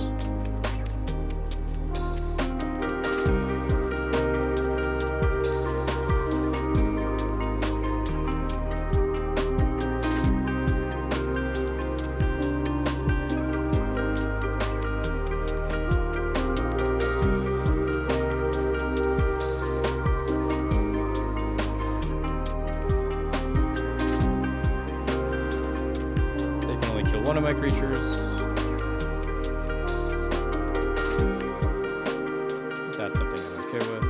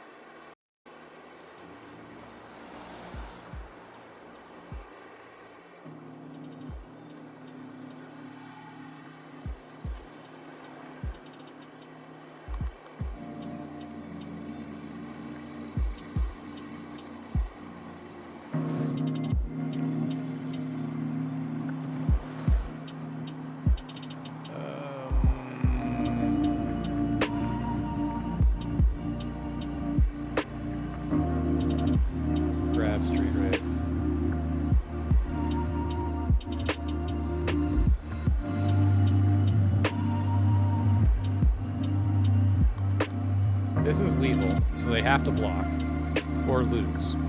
That is also an option.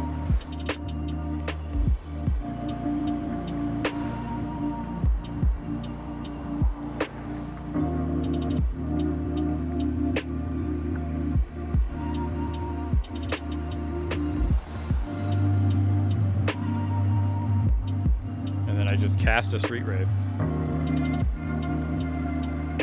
They have a counterspell. That's fine. I have a Force Negation in my hand. They're dead on board. Perfect. There we go. So that was the fair game plan coming into play. This is we bring in Mystical Disputes. One Mystical Disputes.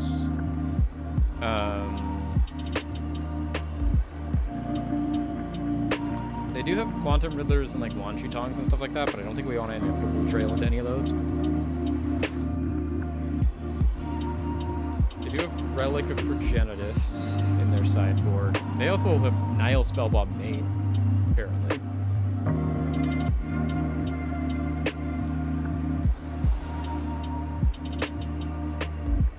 They have like a million things that are 2 or less, so these coming in is not bad.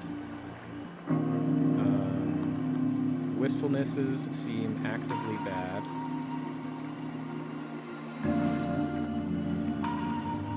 And then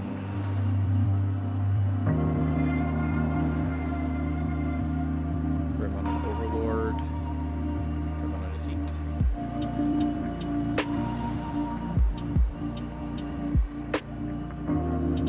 It's like, I think our main game plan is still good. It's not bad by any means.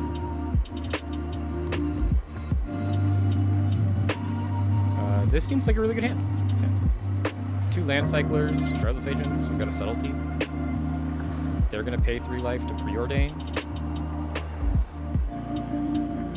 That seems great for us, like, honestly. An incredible get.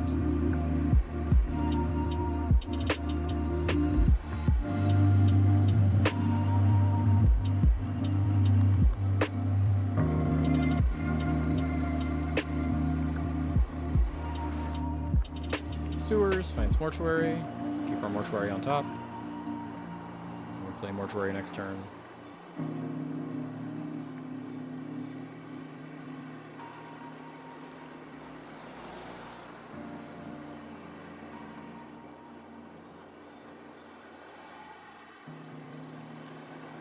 Troll we don't need, so we can put that into our graveyard.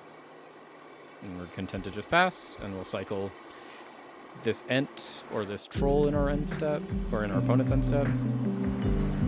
Like, we're just here to play the fairest game of Magic the Gathering you've ever seen. Is our whole plan.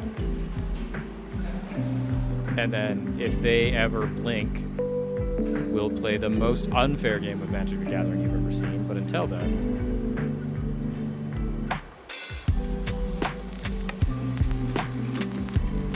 here playing Surveil lands and pass. Because we also don't want to try and Shardless Agent until we have a way to Shardless Agent and Counterspell in the same turn.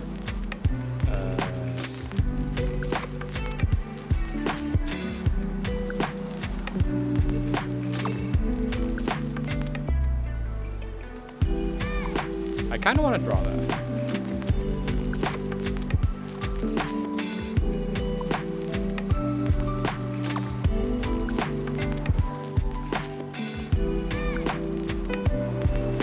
Khazad-dûm can get clinged to dust.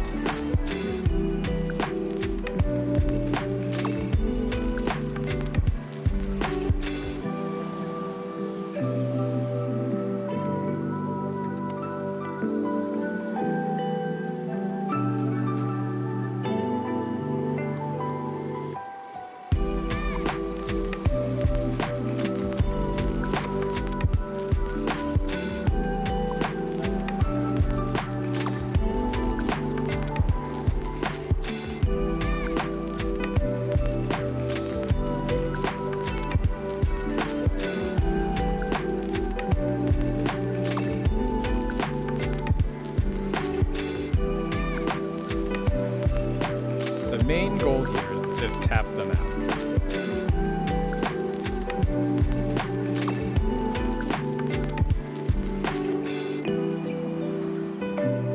It didn't tap them out, but that's also fine.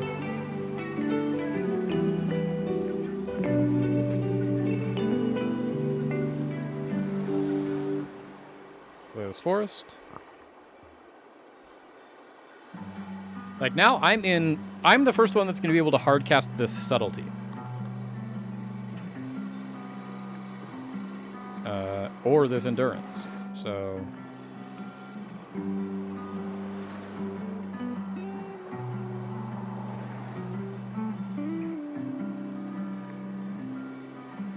I will Endurance you so that you cannot flow state.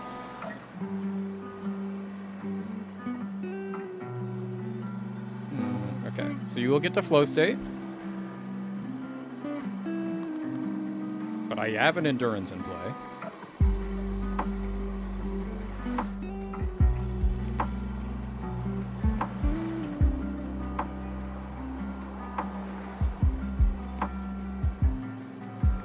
They exile. Oh, so I put their flow state in exile.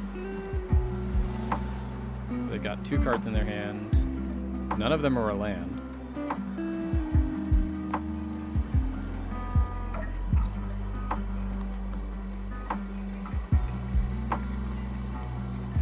We are now in hard casting this Street Wraith next turn to win the game mode. And holding up this subtlety for whatever they have decided to keep in their hand. Another flow state. Okay.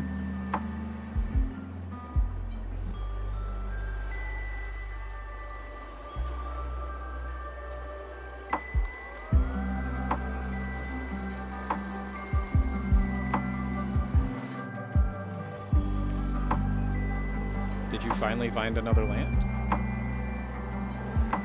Gonna thought seize me? Okay. I'll put this troll into my graveyard. Grab this.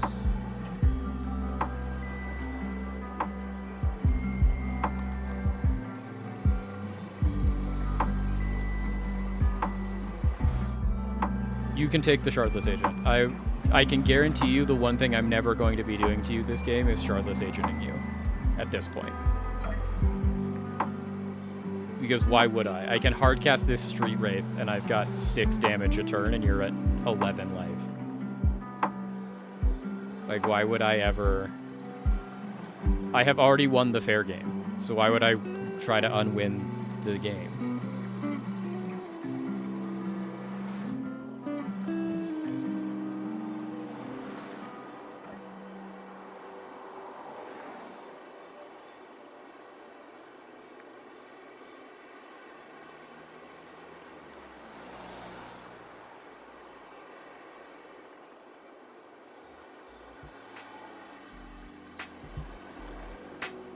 Cool. Our opponent is at 8, and I have 6 power in play, 3 of which is unblockable. And I have 2 subtleties in my hand.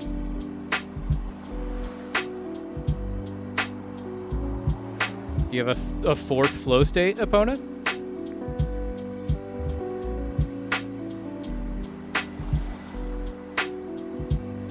I can also now play literally every card in my deck, because I have 6 lands in play. And nothing in my deck costs more than 6 mana. No, they're just gonna play a really big Murktide, but I can say no. Okay, so you do get your Murktide. I still have outs to a Murktide. This is not an issue. It's a 7/7. I'm at 20 life.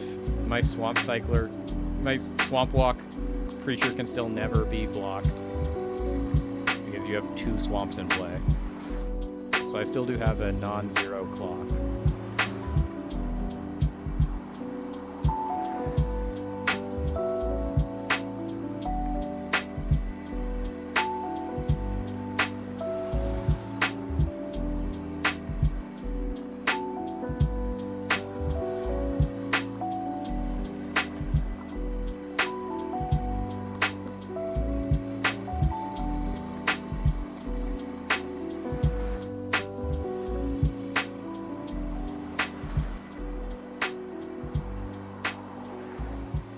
I will let your Murktide get bigger.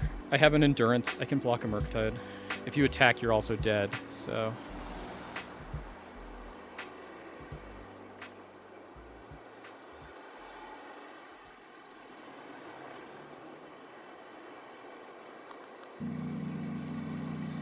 Because I have... Currently you need another blocker or you're just dead. Preordain's good.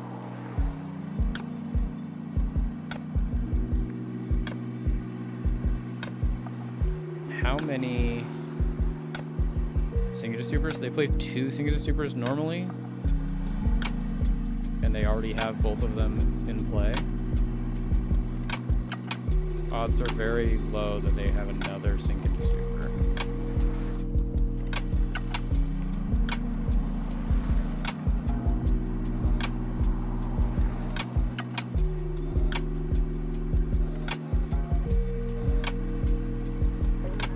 They can Fatal Push my Endurance now that they have this polluted Delta.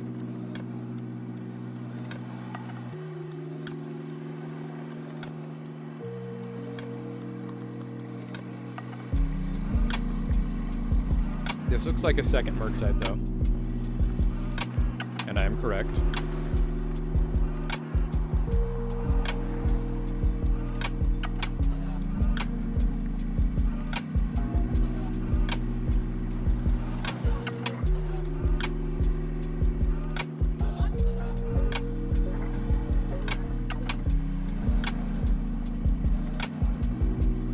Oh, this is gross. Okay, so we're going to play this Formidable Seeker. Do you have a counterspell?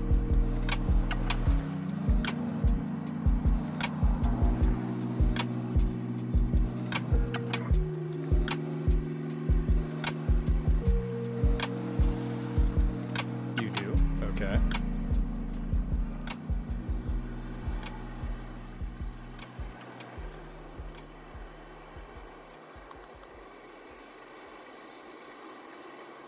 Then I will take you down to 1. You don't have lethal currently.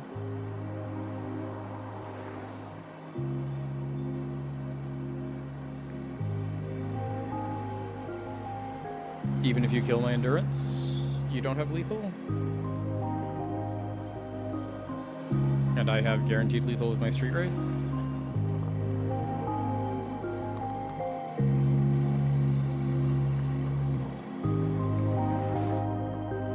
Cool. We won the match. 2-1 to end the stream, I think is a good place to be at. Cool. Well, thank you everyone who came and stopped by today. It was a lot of fun. I hope you enjoyed it as much as I did. We got all the way through one league. We got most of the way through a second one. And we've been making a lot of progress. We've been doing a lot of really good stuff, and I've been really enjoying it. Now, as I said at the beginning of the stream, now that there's more of you here, I'm going to say it again here at the end. There's going to be no stream tomorrow.